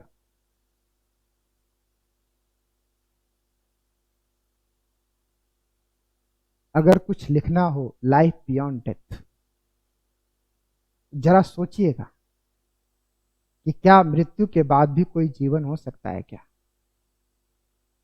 तो बोध की क्षमता, इसके अलावा विश्लेषण की क्षमता। एक प्रशासनिक अधिकारी क्या करता है, हमने अभी पर्सनालिटी में बताया ना, एनालिटिकल अप्रोच, ये काम करेंगे। कई बार होता है कि सिविल सर्विसेज में डायलेमा होता है, डायलेमा इन द सेंस कि एक को मनाऊं तो दूजा रूठ जाता है। जैसे एक तरफ आपकी पत्नी कह रही हो, नहीं भैया घर में बेटा बीमार है, आज ऑफिस मत जाओ, घर पे ही रहो, बेटा को देखना बहुत जरूरी है। और दूसरी तरफ आपके जो ऑफिस के सीनियर बॉस हैं, वो कह रहे हैं जल्दी से घर से आओ, शहर में दंगा होने वाला है, हम लोग समय से नहीं पहुंचेंगे तो वहां पर स्थिति और खराब हो जाएगी। एक डायलेमा है, घर में रह करके बेटे को देखें या अपनी जो सामाजिक जिम्मेदारी एक अधिकारी के तौर पर वह जा करके क्या करें, निभाएं। तो क्या हो सकता है भाई, हम घर में रहें तो हम डॉक्टर तो है नहीं कि बेटे का इलाज करेंगे, हम बेटे को एम्बुलेंस मंगा करके अस्पताल भिजवा देते हैं, जो करना होगा डॉक्टर करेगा, और मेरी जो जिम्मेदारी है समाज के प्रति, एक प्रशासनिक अधिकारी के प्रति, वह हम क्या करेंगे। यस राइट, लक्ष्मी सिंह ने लिखा जैसे एपीजे अब्दुल कलाम, मृत्यु के बाद जीवन। मृत्यु के बाद जीवन का मतलब यही है कि आप अपने जीवन में कुछ ऐसा कर डालिए कि मरने के बाद भी लोग आपको हजारों वर्षों तक याद रखें। तो वह आदमी की शरीर मरी, उसके विचार, उसका चिंतन, उसकी विचारधारा, उसकी सोच, उसका दृष्टिकोण, वह बहुत दिनों तक जिंदा रहे। यह मृत्यु के बाद जीवन है। बहुत अच्छा, मैं यही चाहता हूं कि आप इन चीजों को समझें, इस नए अप्रोच को समझें जो निबंध की वास्तविक डिमांड है। ठीक है, तो विश्लेषण की क्षमता कि आप कैसे सिचुएशंस का अच्छी तरीके से एनालिसिस कर पाते हैं, विश्लेषण। रचनात्मकता, क्रिएटिविटी, रचनात्मकता सेंस क्रिएटिविटी। जब आप प्रशासनिक अधिकारी बन जाएंगे ना, तो बनने के बाद आपको नया काम नहीं करना है, जो काम करने हैं वो सरकार के मैनुअल के हिसाब से डिसाइड है कि यही काम करना है आपको, न उससे कम न उससे ज्यादा। तो करेंगे क्या? नया काम नहीं करना है, काम को नए तरीके से करना है। और नए तरीके से काम करना है तो ये कैसे हो सकता है? इसके लिए प्रशासनिक अधिकारी के अंदर क्रिएटिविटी होनी चाहिए, और ये क्रिएटिविटी निबंध में देखी जाएगी। या निबंध में क्रिएटिविटी अगर है तो आपको अच्छे नंबर मिलेंगे। बीपीएससी के चेयरमैन ने कहा था कि भाई अगर नकल मार के लिखोगे तो उसको हम डिमोरलाइज करेंगे, हतोत्साहित करेंगे, और यदि आप ओरिजिनलिटी के साथ लिख रहे हैं, मौलिक लिख रहे हैं, तो उसको हम लोग प्रमोट करेंगे। ठीक है? तो रचनात्मकता और तार्किकता, रेशनैलिटी की व्यवस्थित, सिस्टमेटिक, ठीक है, सारगर्भित, कंसाइज और इफेक्टिव, प्रभावशाली अभिव्यक्ति है। ठीक है? तो आपने देखा निबंध का जो अर्थ है वह अर्थ आपकी पर्सनालिटी को रिफ्लेक्ट करता है। पीछे हमने पर्सनालिटी के 3 कंपोनेंट बताए थे, और 3 में से जो 2 कंपोनेंट हैं, social and cultural, socio cultural और साइकोलॉजिकल, वह कंपोनेंट इस तरह से हैं कि उनको जब आप निबंध लिखेंगे उस निबंध में अभिव्यक्त होते हैं। यानी कि निबंध भी आपकी पर्सनालिटी का, आपके व्यक्तित्व का परीक्षण करने का एक माध्यम है। इसलिए हमेशा याद रखिएगा, निबंध कभी भी दूसरे की कॉपी मत करिएगा। ठीक है? दूसरे की कॉपी अगर आपने कर ली तो वह आर्टिकल हो सकता है, वह निबंध नहीं हो सकता है।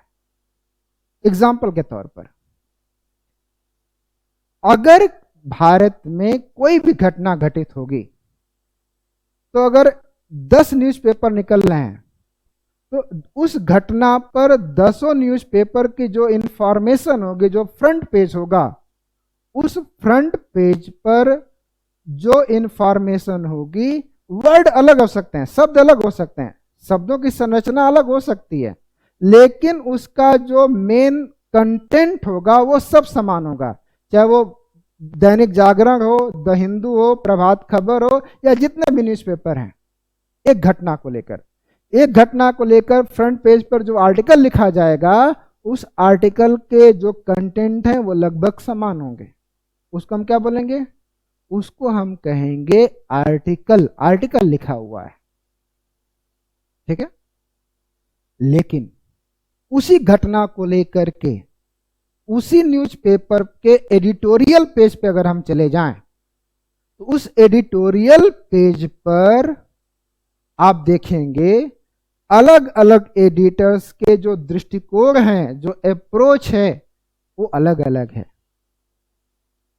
और वो जो अप्रोच है एडिटोरियल की, वो कहीं ना कहीं निबंध के करीब आपको लेके जाती है, क्योंकि वहां पर एक एडिटर ने उस घटना को किस एंगल से देखा, ये ज्यादा महत्वपूर्ण होता है।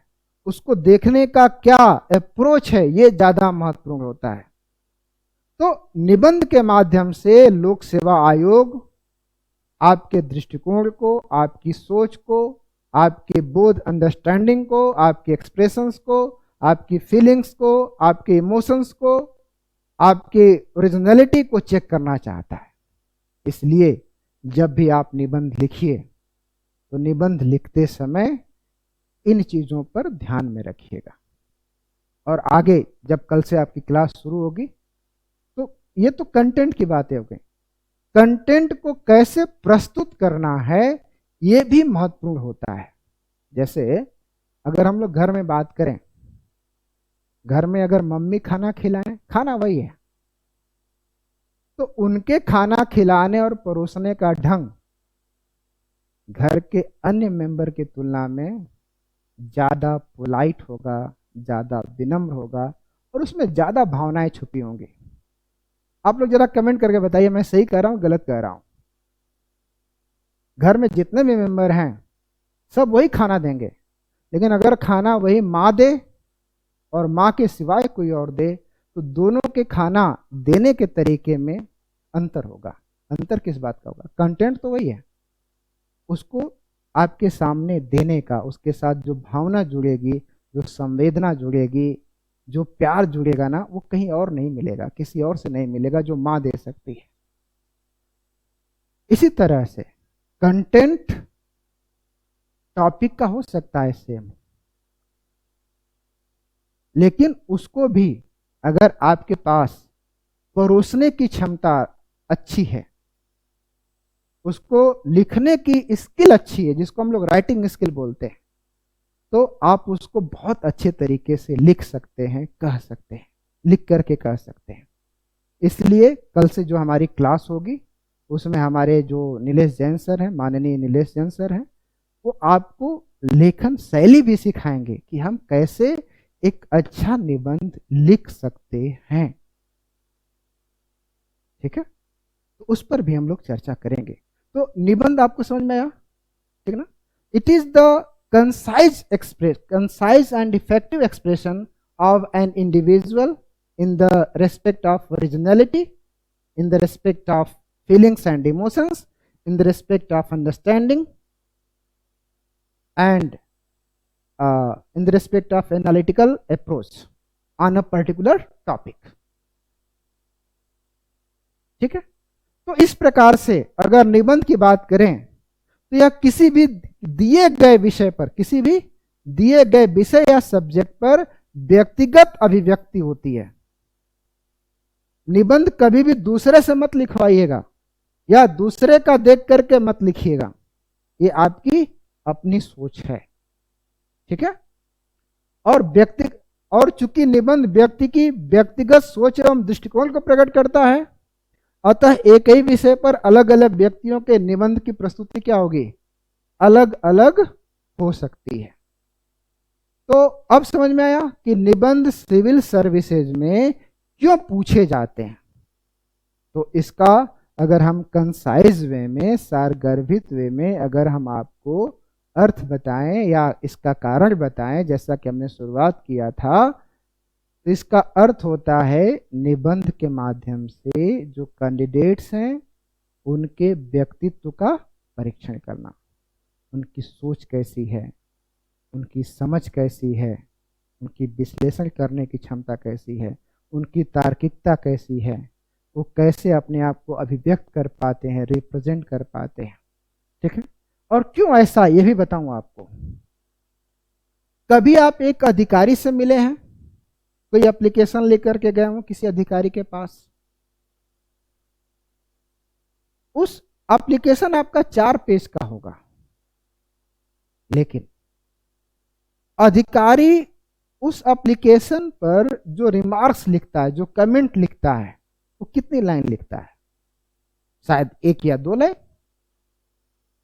लेकिन 1-2 लाइन जो रिमार्क्स लिखा गया, उस रिमार्क्स या कमेंट के आधार पर उस अधिकारी के एक्शन को, अगर उस पर कोई कार्रवाई नहीं हुई, कोई एक्शन नहीं लिया गया, तो आप डिस्ट्रिक्ट कोर्ट से लेकर हाई कोर्ट तक और हाई कोर्ट से लेकर सुप्रीम कोर्ट तक उसको चैलेंज कर सकते हैं। कर सकते हैं, नहीं कर सकते हैं? तो एक अधिकारी ने जो कुछ आपके एप्लीकेशन पर कमेंट लिखा, उस कमेंट पर हाई कोर्ट और सुप्रीम कोर्ट तक जो अगला बंदा है वो जा सकता है। इसलिए आपको बहुत सोच समझ करके, बहुत सारगर्भित तरीके से, बहुत कंसाइज वे में, बहुत सॉलिड वे में लिखना पड़ेगा कि उसमें कोई शब्द ऐसा ना डाल दें जिसकी डबल मीनिंग निकलती हो, जिसकी समझ आपके पास नहीं हो। इसलिए बहुत सोच समझ करके एक प्रशासनिक अधिकारी को बोलना भी पड़ता है और लिखना भी पड़ता है। तो आप कैसा लिख सकते हैं, आपकी अंडरस्टैंडिंग कैसी है, समझ कैसी है, ये सब निबंध आपको सिखाएगा। इसीलिए कभी भी निबंध जब आपको लिखने के लिए दिया जाए, तो अगर बीपीएससी की बात करें स्पेशली जरा सा, तो मैं आपको दिखाता हूं। बीपीएससी में, बिहार पीसीएस में जो निबंध का नया पैटर्न आया है, इस नए पैटर्न में 300 मार्क्स का निबंध होगा, 300 नंबर का होगा और इसमें 3 खंड होंगे, पार्ट 1, पार्ट बी और पार्ट 3, या ए बी सी कह सकते हैं, या पार्ट 1, पार्ट 2 एंड पार्ट 3। और प्रत्येक खंड से 100 मार्क्स का होगा, ये भी 100 मार्क्स का होगा और ये भी। 3 पार्ट है।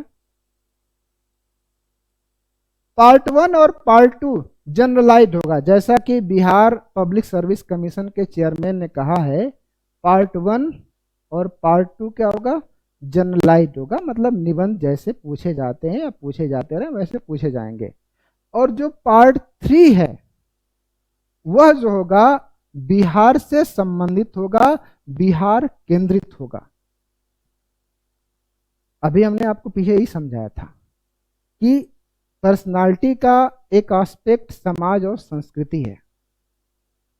तो बिहार में अगर आप सेवाएं देने जा रहे हैं तो निश्चित रूप से आपकी पर्सनालिटी में बिहार के समाज और संस्कृति की समझ भी होनी चाहिए। और उस समझ को चेक करने के लिए निबंध को जो 3 भागों में बांटा गया है, उसका जो तीसरा हिस्सा होगा वो बिहार स्पेशल होगा। यानी कि यहाँ पर जो विषय या जो टॉपिक दिए जाएंगे वह विषय या टॉपिक बिहार के लोगों के संस्कृति से निकल कर आएगा, जीवन शैली से निकल कर के आएगा, रहन सहन से निकल कर के आएगा, उनके मेले त्योहार उत्सव कहावतों से मुहावरों से निकल कर के आएगा। ठीक है। तो फर्स्ट और सेकंड पार्ट निबंध के बारे में, जैसा कि अभी हमने बताया था, लाइफ बियॉन्ड डेथ, ये निबंध के टॉपिक होंगे या इस तरह के टॉपिक हो सकते हैं। लेकिन जो तीसरा टॉपिक होगा वह बिहार केंद्रित होगा और इसको वही लिख पाएगा जो बिहार को जानता और समझता हो। इसीलिए इस निबंध के बारे में बीपीएससी के चेयरमैन ने एक बात कही है कि निबंध का जो तीसरा पार्ट होगा उसका इंग्लिश वर्जन नहीं होगा, उसका इंग्लिश वर्जन नहीं होगा। जो भी उसमें कोटेशन शब्द या स्टेटमेंट होगा उसको हम रोमन में लिख देंगे। जैसे उन्होंने कहा था भोज घरी कुहड़ा, भोज घरी कुहड़ा। थोड़ा सा हम बिहार के संदर्भ में बात कर रहे हैं, इसलिए इसको जानना जरूरी है। इसको वही जान सकता है जो बिहार से बिलोंग करता हो, उसकी संस्कृति को जानता हो। ठीक है ना। तो भोज का मतलब होता है निमंत्रण, खाना पीना। ठीक है ना। कोहड़ा का मतलब बोला कद्दू। ठीक ना। तो भोज घरी कोहड़ा का मतलब हुआ कि जब बारात आ गई ना द्वारे पर, तो जे आमंत्रित कैले रहे, हाँ, तूल पर कद्दू रोपना। तो जब द्वार पर बारात आ गई तो हम कोहड़ा लगली बोए। तो कई बार ऐसा होगा कि इसको वही समझ सकता है जो बिहार की भाषाओं की समझ रखता हो। इसलिए हमने इसीलिए कहा था कि बीपीएससी अगर क्वालिफाई करना है तो बिहार के समाज और संस्कृति की समझ आपकी पर्सनालिटी में होनी चाहिए। इसीलिए हमने पर्सनालिटी को थोड़ा सा एक्सप्लेन किया था। ठीक है ना। तो बाकी फर्स्ट और सेकंड वाले जो पार्ट फर्स्ट और सेकंड में जो एसेज होंगे स्टैंडर्ड होंगे, मैं यही मानता हूं। और जैसा कि बिहार के चेयरमैन ने भी कहा है, अच्छे निबंध होंगे। लेकिन बिहार के संदर्भ में अगर हम निबंधों की बात करें तो जो कुछ मैंने सोचा उसको मैं आपके साथ शेयर करना चाहता हूं। ठीक है। बिहार का वैचारिक अतीत, बिहार के संदर्भ में मैं कुछ निबंध आपसे शेयर करना चाहता हूं, निबंध के विषय शेयर करना चाहता हूं। बिहार का वैचारिक अतीत देश को नई दिशा देने का सामर्थ्य रखता है।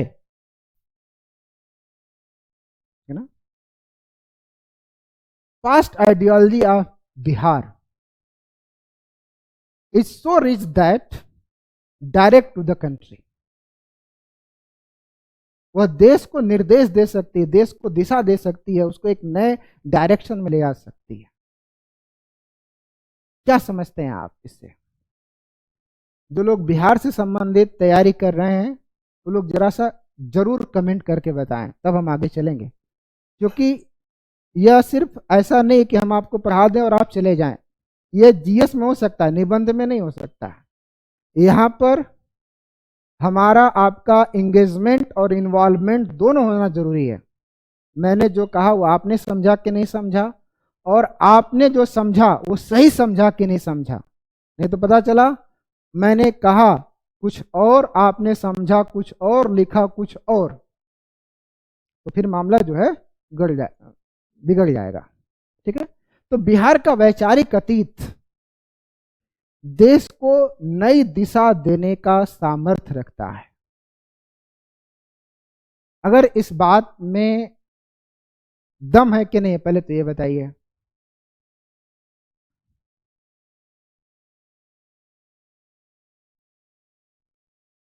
है। अगर हम इसको देखना चाहें, वैचारिक अतीत की बात करें, तो भारत का जो पहला गणतंत्र था उसका जन्म कहां से हुआ था? बिहार से हुआ था, लिच्छवी। तो जिस आप गणतंत्र की बात कर रहे हैं उसकी जन्मभूमि रही है बिहार। जिस हम भारत के अखंड भारत की बात करते हैं, जिस विशाल साम्राज्य की बात करते हैं, उस विशाल साम्राज्य की पहली नींव रखी गई थी मगध में। जिस एकीकृत भारत की बात करते हैं उसकी नींव रखी गई थी मगध में। तो बिहार का जो वैचारिक अतीत है, जो विचारों का अतीत है, बड़ा समृद्ध है। Yes, right. बुद्ध, महावीर, चाणक्य का है। तो क्या उनके विचारों से हम भारत को आज नई दिशा नहीं दे सकते हैं? तो इस तरह के जो विषय है मैं आपके लिए बिहार सेंट्रिक लेकर के आऊंगा। जरूरत पड़ी तो मैं भोजपुरियों तनी मनी चली देखल जाई, कहे कि बहुत ऐसा कुल भोजपुरी मुहावरा भी है, जैसन कि बिहार का जौन चेयरमैन हम लोक सेवा आयोग को कहले हम कि हम ऐसनो पूछ सकीला, तो एकर उत्तर वह दे पाई जे बिहार की संस्कृति के, बिहार के भाषा के, बिहार की बोली के ना बढ़िया से समझेला, जानेला। और जे ना जानी ओकरी खातिर एक करिया अक्षर महिष बरोबर रही। तो हमके दोनों काम करे के पड़ी। एक बिहार वाला निबंध पढ़ौले के संदर्भ में पहला ही कि एक तो निबंध का अच्छा लेवल हम आपके सिखाई आप लोगन के, और दूसरा का यो कि जो बिहार के संदर्भ में जो लोकल कहावत है, लोकल मुहावरा आवस है, वो पर बातचीत हो, ताकि दोनों तरह से आप लोगन तैयार रहें कि कौनों ओर से अगर आवे तो उत्तर लिखा जाए। एगो बात और ही बताएं, जो दूसरे राज्य से बिहार में आए ना तो बाकी कुल तो लिख ले जाए निबंधवा का, पहला वाला आए दूसरा का सेगमेंटवा तो लोग लिख लिए हैं, क्या कि वो हिंदियों में रही या अंग्रेजियों में रही। लेकिन जो बिहार स्पेशल वाला है ना, एक वे लिख पाई, वे पढ़ा पाई, वे समझा पाई जे बिहार की माटी में रमल है, जे के ओके जानल है, जे ओके बुझत है। इसलिए मित्रों, बिहार वाले जो निबंध है ना उस पर थोड़ा मेहनत करने की जरूरत होगी, और मेहनत के साथ साथ ऐसा लगे कि हम बिहार की माटी में रहे हैं, उसको जाने हैं, उसको समझे हैं, और जान करके समझ करके ऐसा लिखिए कि लगे कि नहीं ये बंदा बिहार का ही हो सकता है। आपकी लेखन शैली से लगे कि उसने बिहार को जिया है, बिहार को महसूस किया है, बिहार का दुख दर्द वो समझता है, और जब वो अधिकारी बनेगा तो बिहार के लोगों के दुख दर्द को वो दूर करेगा। इस संदर्भ में बिहार केंद्रित कुछ निबंध जो मेरे दिमाग में आए हैं मैं आप लोगों के लिए लेकर के आया हूं, आपके साथ शेयर कर रहा हूं। ऐसा ही आएगा ये मैं नहीं कह रहा हूं, लेकिन ऐसा आ सकता है, इसके आने की पूरी संभावनाएं हैं। और नहीं आएगा तो इसके इर्द गिर्द जरूर रहेगा, ऐसा मेरा मानना है। और ना ही तो जो लोकल वाला हुई, भोजपुरी वाला या बाकी जो हुई तौन तो देख ले जाए, ओकर तो माटी में मन रह जा तो कुल हमन के पता बाटे, ठीक ना। तो बिहार के संदर्भ में कौन कौन निबंध आ सकेला, इन्हें सोकर चर्चा कर लिया जाए।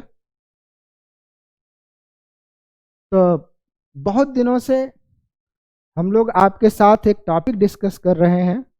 शुरुआत ही हमारी निबंध की जो क्लास की कक्षाएं थी, हमारे माननीय आदरणीय अतुल सर ने इसकी शुरुआत की थी कि बिहार के संदर्भ में अगर हम निबंध की बात करेंगे तो उसमें पहला उन्होंने लिखा था बिहार में कि मगध इतिहास ही नहीं विचार भी है। मगध इतिहास ही नहीं विचार भी है।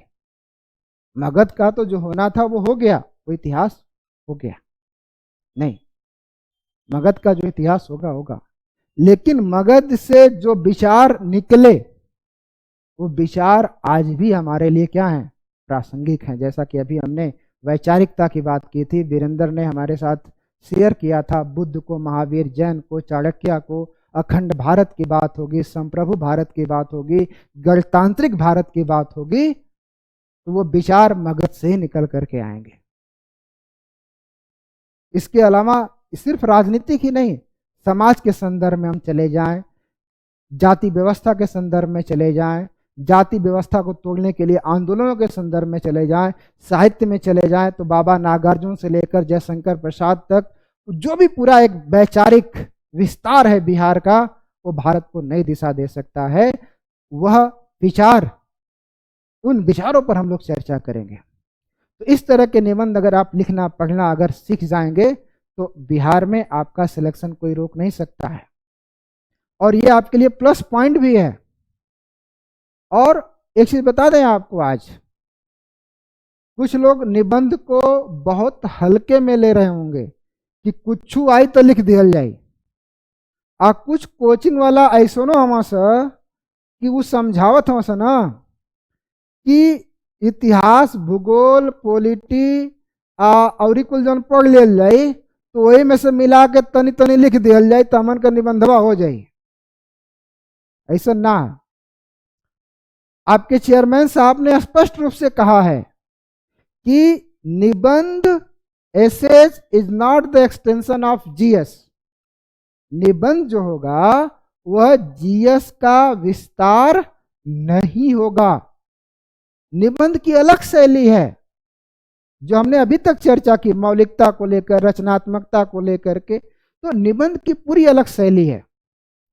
तो अगर इस बार आप लोग पहली बार मेंस लिखने जा रहे हैं तो 300 नंबर का निबंध है, और यदि आपने निबंध की अच्छी तैयारी कर ली, अच्छी लेखन शैली है आपकी, तो 300 में मेरा यह मानना है कि कम से कम 170 से 80 नंबर मैं दिलाने की क्षमता आपके लिए रखता हूं। और इसमें अगर आप चूक गए तो फिर आपका 1 साल बर्बाद होगा, और तब जाकर के आपको निबंध की वास्तविक महत्ता समझ में आएगी। इसके पहले कि आपका 1 साल बर्बाद हो, आप अगले साल सोचे कि निबंध में काश हमको कोई अच्छा गाइड कर दिया होता, अच्छा नंबर मिल गया होता तो मैं आज सिलेक्ट हो गया होता, निबंध की वजह से मेरा सिलेक्शन नहीं हुआ। ऐसा मत करिए,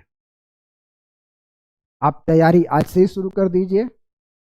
और निबंध की जो वास्तविक मांग है, निबंध की जो वास्तविक डिमांड है, उसको जानिए, उसको समझिए।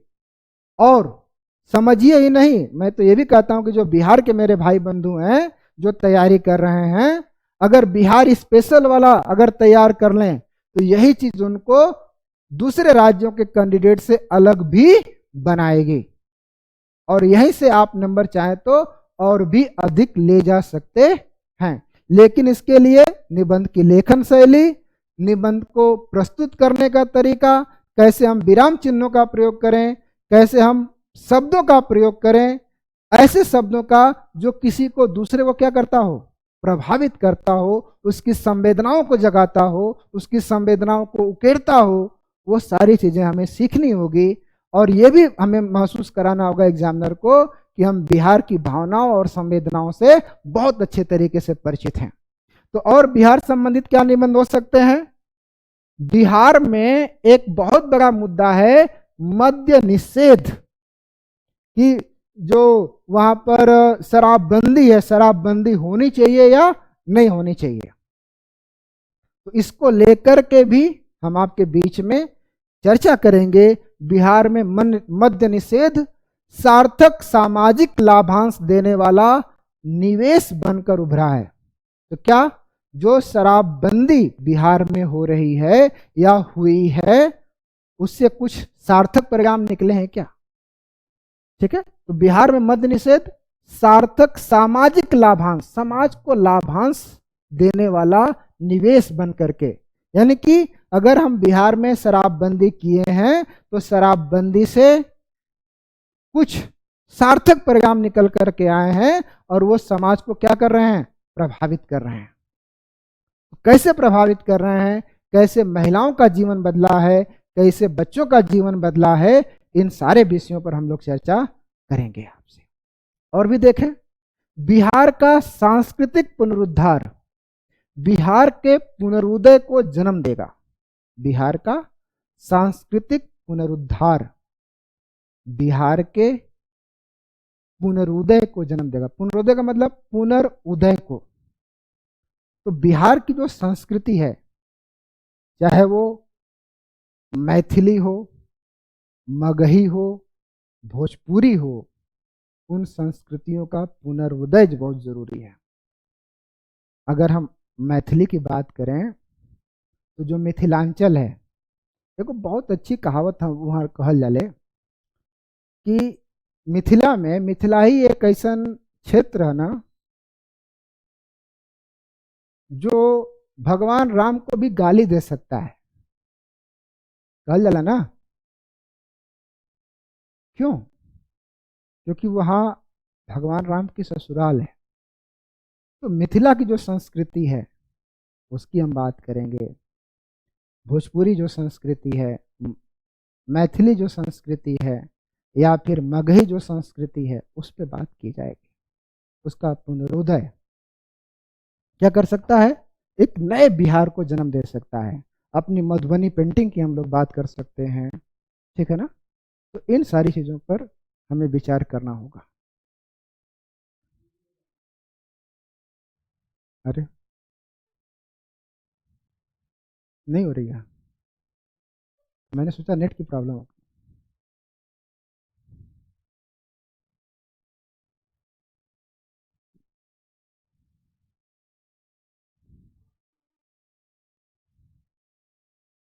देख रहा हूँ ना, वो तो मुझे बहुत देर से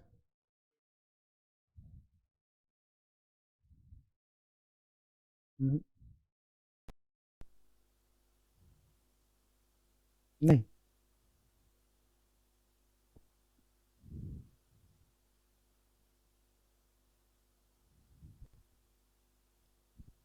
कुछ नेटवर्क का इश्यू है।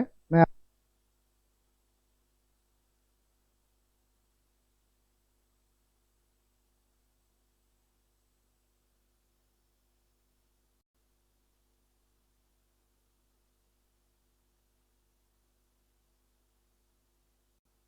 आवाज़ आ रही है? हाँ, तो कुछ देर के साथ वीडियो में कुछ प्रॉब्लम आ गई थी तकनीकी, तो हम आपके साथ फिर से जुड़ते हैं। हम लोग बात कर रहे थे बिहार को लेकर। अच्छा, इसका इंग्लिश वर्जन मत पूछिएगा भाई, क्योंकि ये बिहार के संदर्भ में ही है, उसको वही सॉल्व कर सकता है जो कमीशन ने भी ऐसा कहा है कि इसका इंग्लिश वर्जन नहीं आएगा, ठीक है। इसके अलावा बिहार के जनमानस की इच्छा शक्ति अपने आप में एक उर्वरक है। बिहार के जनमानस की इच्छा शक्ति, देखिए बिहार में बहुत सारी चुनौतियां हैं, गरीबी है, बेरोजगारी है, पलायन है, बाढ़ है, सूखा है, प्राकृतिक आपदाएं हैं, लेकिन उनके बावजूद बिहार के लोगों की जो इच्छा शक्ति है ना, वो गजब की है। उसके बावजूद भी वो जीना चाहते हैं, उसके बावजूद वो संघर्ष से आगे बढ़ना चाहते हैं, उसके बावजूद वो वहां से निकले हैं बिहार से, और विश्व के पटल पर हम बिहारियों ने अपना नाम रोशन किया है। बहुत सारे ऐसे लोग हैं जो दिल्ली में अच्छे डॉक्टर हैं, उसमें से बहुत से लोग हैं जो बिहार से आते हैं। जो वैश्विक स्तर पर बहुत सारे ऐसे साइंटिस्ट हैं, टेक्नोलॉजिस्ट हैं, वो सब बिहार की पृष्ठभूमि से आते हैं। तो बिहार के जनमानस की जो इच्छा शक्ति है वह चुनौतियों में भी आगे बढ़ने की है, और आगे बढ़ करके वह वैश्विक स्तर पर अपना नाम रोशन कर रहे हैं। बिहार के एक और टॉपिक को हम लेकर के आपके सामने आते हैं, पलायन, समस्या या संभावना। बिहार में जो पलायन हो रहा है वो कोई समस्या है या संभावना है? क्या उस समस्या को हम संभावना में परिवर्तित कर सकते हैं? इसको पर भी हम लोगों को विचार करने की आवश्यकता है। और यहीं से और भी ऐसे टॉपिक होंगे जो हम बिहार के संदर्भ में आपके लिए लेकर के आएंगे। बिहार वाला जो सेगमेंट है बिहार स्पेशल का, वो पढ़ाने की जिम्मेदारी मेरी है, और मैं आपको आपके साथ पढ़ाता रहूँगा। जब भी नीलेश जैन सर की क्लास खत्म हो जाएगी तो उसके बाद मैं ही शुरू करूँगा। और चूंकि बिहार के संदर्भ को समझना बहुत ज़रूरी है, तो बिहार वाला सेगमेंट मैं लेकर के आपके सामने आऊँगा। ठीक है। अब अगर हम एक बात और कर लें, जरा सा देखें,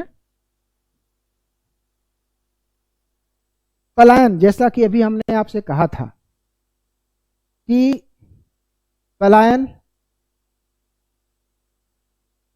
समस्या है या संभावना भी है। तो पलायन पर आप जब एक लेख लिखेंगे, या अगर आप नहीं जानते और पलायन पर आप निबंध लिखने की कोशिश करें, और जाने अनजाने में आप निबंध के बजाय आप लेख लिखेंगे, तो क्या लिखेंगे? पलायन पर, माइग्रेशन पर क्या लिखेंगे? माइग्रेशन पर यही लिख सकते हैं कि भाई बिहार में माइग्रेशन क्या है, माइग्रेशन होने के क्या कारण है, चाहे वो बाढ़ हो, सूखा हो, बेरोजगारी हो, गरीबी हो, बहुत सारी चीज़ें ऐसी बता सकते हैं आप, कारण है। उस माइग्रेशन से क्या प्रभाव पड़ रहा है, और उस माइग्रेशन को रोकने के उपाय क्या हो सकते हैं, ये तो लिखेंगे ना सामान्यतः। इतनी चीजें अगर हम लिख रहे हैं तो यह जीएस का हिस्सा होगा कि बिहार में माइग्रेशन क्या है, क्या कारण है, क्या माइग्रेशन से समस्याएं उत्पन्न हो रही हैं, और उसको कैसे उसका समाधान हो सकता है। लेकिन अगर हम कहें कि इस पर आप निबंध लिखिए, तो कैसे लिख सकते हैं? मैं आपको एक एग्जाम्पल दे रहा हूं, ये निबंध नहीं है, लेकिन लिखने का थोड़ा सा आपको आज हिंट दे रहा हूं। आने वाले दिनों में हम लोग इस पर डिटेल में चर्चा करेंगे। ठीक है। जैसे हमने लिखा पलायन, केवल एक शब्द नहीं है, पलायन एक केवल शब्द नहीं कि लोग यहां से वहां चले गए। यह एक दशा है, एक व्यक्ति की दशा है, कंडीशन है, दुर्दशा है। जब हम, दुर्दशा का मतलब कि जब हम अपने घर को, परिवार को छोड़ करके दूसरे स्थान पर जाते हैं तो वहाँ स्थिति बहुत अच्छी नहीं होती है, बहुत सारी चुनौतियों को सामना करना पड़ता है। दुर्दशा है, एक असहनीय पीड़ा है, एक असहनीय दर्द है। यह संबंधों के विच्छेद और असंतोष की पराकाष्ठा है। जब हम अपना घर परिवार छोड़ करके दूसरे राज्य में, दूसरे प्रदेश में, दूसरे क्षेत्र में पलायन करते हैं, तो ऐसी स्थिति में क्या होता है? हम अपने परिवार के साथ उन संबंधों को तोड़ देते हैं। तोड़ते नहीं है, मतलब मजबूरी होती है कि उस अपने परिवार को छोड़ कर क्या करें, हम दूसरे स्थान पर जाएं रोजी रोटी की तलाश में, या किसी अन्य जीवन निर्वाह के अवसरों के रूप में। तो उसमें न चाहते भी क्या होता है? संबंधों का विच्छेद होता है, और असंतोष की पराकाष्ठा है कि यहाँ रह करके हम कुछ कर नहीं पाएंगे, यहाँ कुछ होने वाला नहीं है, इसलिए कहीं और चलते हैं। तो असंतोष की पराकाष्ठा है। इसे वही महसूस कर सकता है जिसने उसके दंश को झेला है। पलायन का क्या दर्द होता है? इसको वही महसूस कर सकता है जिसने उसको झेला है, ठीक है, आहत हुआ है, पलायन से आहत हुआ है, मर्माहत हुआ है, ठीक है। पलायन केवल व्यक्ति का नहीं होता, पलायन केवल व्यक्ति का नहीं होता, यह उस सरकार और राजनीतिक व्यवस्था पर विश्वास से भी पलायन है जहां वह व्यक्ति रहता है, वह जनता रहती है। अगर हम पलायन कर रहे हैं, इसका मतलब है कि वहां की जो सरकार और जो व्यवस्थाएं हैं वो हमारी आवश्यकताओं को पूरा नहीं कर पा रही हैं। ऐसी स्थिति में वो सरकार पर विश्वास से भी पलायन है, और पलायन है तो यह उस राज्य के मानव संसाधन, ऊर्जा और कौशल का भी पलायन है। उस राज्य के मानव संसाधन का, ऊर्जा और कौशल का भी पलायन है, क्योंकि एक व्यक्ति अपने राज्य को छोड़कर दूसरे राज्य या दूसरे देश में जा रहा है तो अपने कौशल को, अपने ऊर्जा को दूसरे क्षेत्रों में लेकर के जा रहा है।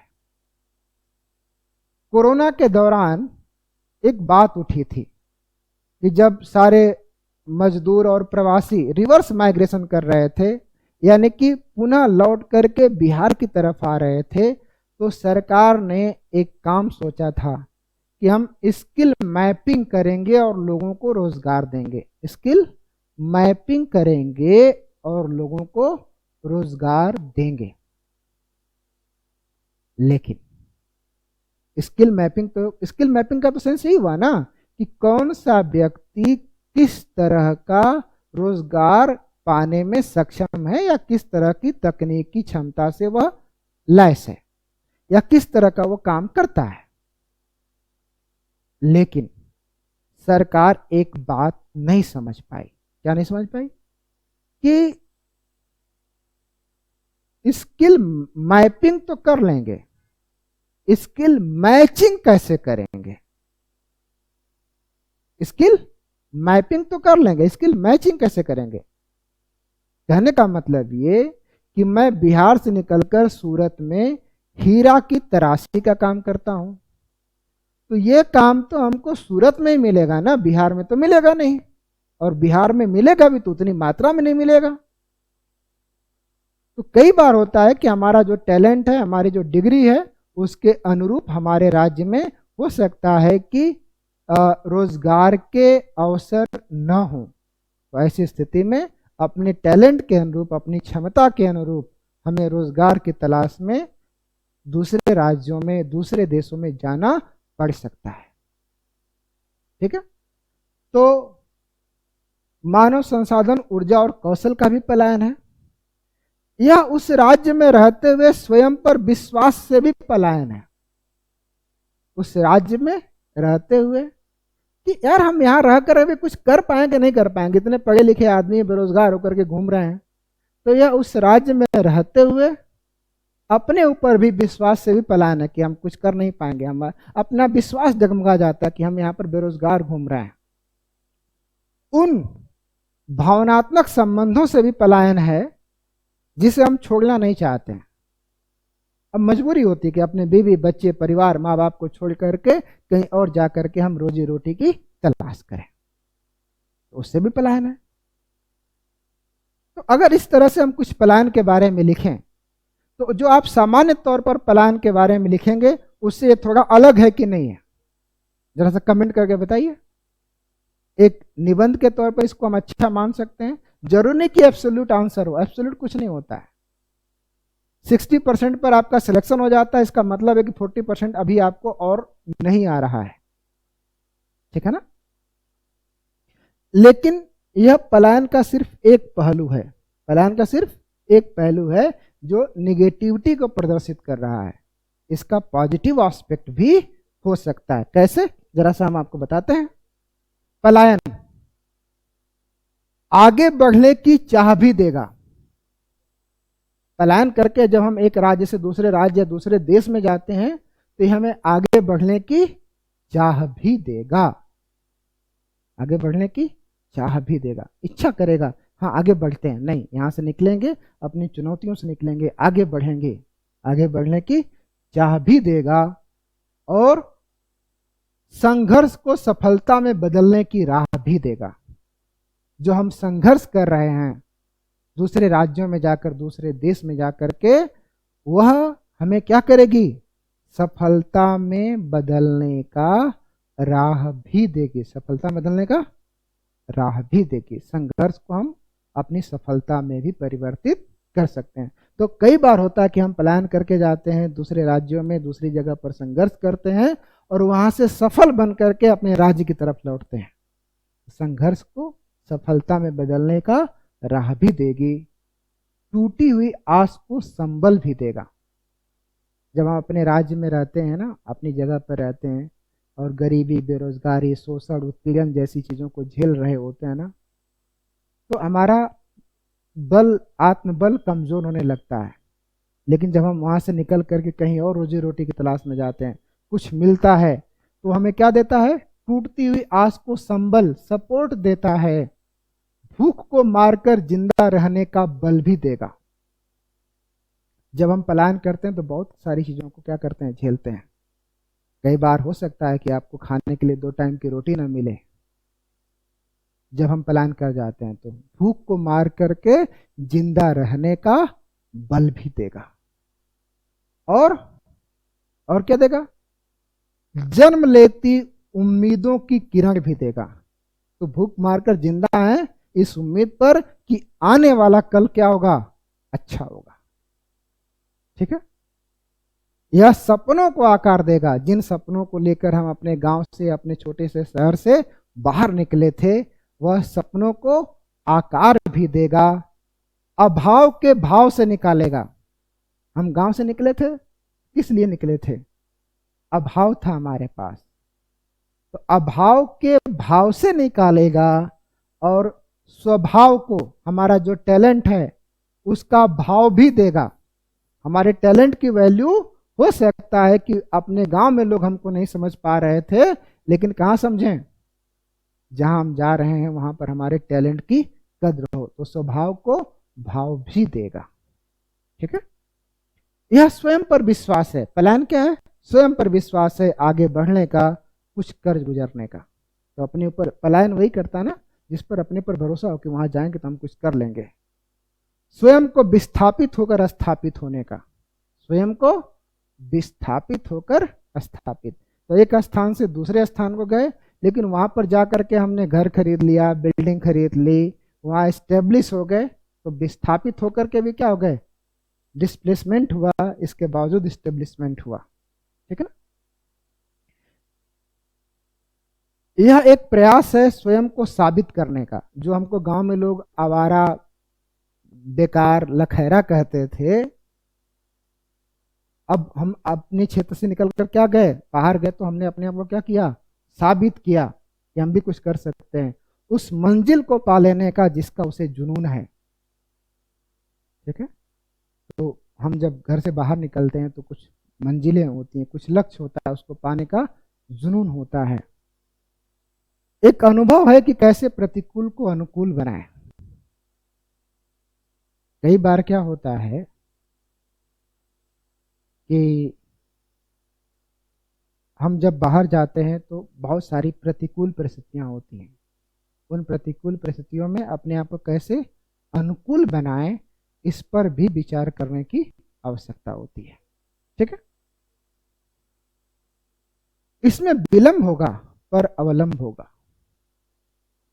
हो सकता है कि आप दूसरे राज्य में जाएं तो आपको स्टेब्लिश करने में क्या हो? अपने आप को स्थापित करने में थोड़ा सा विलंब होगा, लेकिन सपोर्ट जरूर मिलेगा। ठीक है। यह समायोजित होने का गुण है। एडजस्टमेंट। प्लान आपको क्या सिखाएगा? एडजस्टमेंट सिखाएगा। किसके साथ? अनजान परिस्थितियों के साथ, अनजान लोगों के साथ। ठीक है ना। साथ। और आप अपनी पहचान भी बना पाएंगे प्लान करके। अपनी सोच और समझ को विस्तार देने का अवसर है, जो सिखाएगी भी और समझाएगी भी। तो पलायन से जब ठोकर लगता है तो हम बहुत कुछ सीखते भी हैं और बहुत कुछ समझते भी हैं। ठीक है। यह सफलता भी देगी, सरलता भी देगी।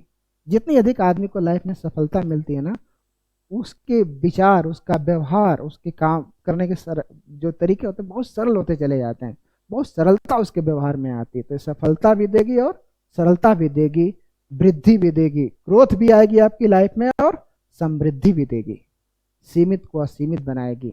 आप प्लान करेंगे, आपके पास जो सीमित संसाधन है वो असीमित में कन्वर्ट हो जाएंगे। ठीक है। पलायन एक सबक भी है जो झुकना सिखाएगा। झुकना क्यों सिखाएगा? आप अनजान क्षेत्र में हैं, अनजान परिस्थितियों में हैं, तो वहां पर आप झुकेंगे तभी आप लोगों का सपोर्ट, दूसरे लोगों का समर्थन प्राप्त कर पाएंगे, दूसरे लोगों का सहयोग प्राप्त कर पाएंगे।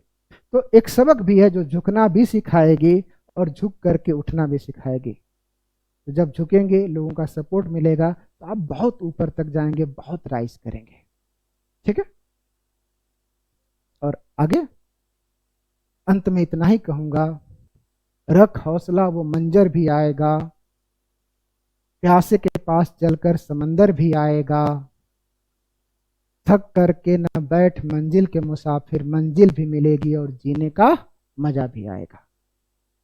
तो कुछ इस तरह से हम लोग निबंध लिख सकते हैं। एक हमने आपको मॉडल दिया कि कैसे हम उसको सारगर्भित बना सकते हैं, उसको गद्य और पद्य के साथ भी शुरू कर सकते हैं। ठीक है। तो कैसी क्लास लगी ये जरूर हमें कमेंट बॉक्स में बताइएगा। आज की क्लास मैं यही समाप्त कर रहा हूं। अगर आपकी कोई क्वेरीज होगा तो आप कमेंट में डालिएगा, उसका रिप्लाई आपको ज़रूर मिलेगा। कल से हमारी जो रेगुलर क्लासेज हैं वो शुरू हो जाएंगी। यूट्यूब पर ऑनलाइन क्लासेज उन्हीं को मिलेंगी जो एडमिशन ले लेंगे। इसलिए हम यही आपसे निवेदन करेंगे कि अगर आपको क्लास अच्छी लगी हो तो आप लोग जल्दी से जल्द एडमिशन ले लीजिए, ताकि हम लोग कल से रेगुलर बैच को शुरू कर सकें। धन्यवाद। Thank you for joining us.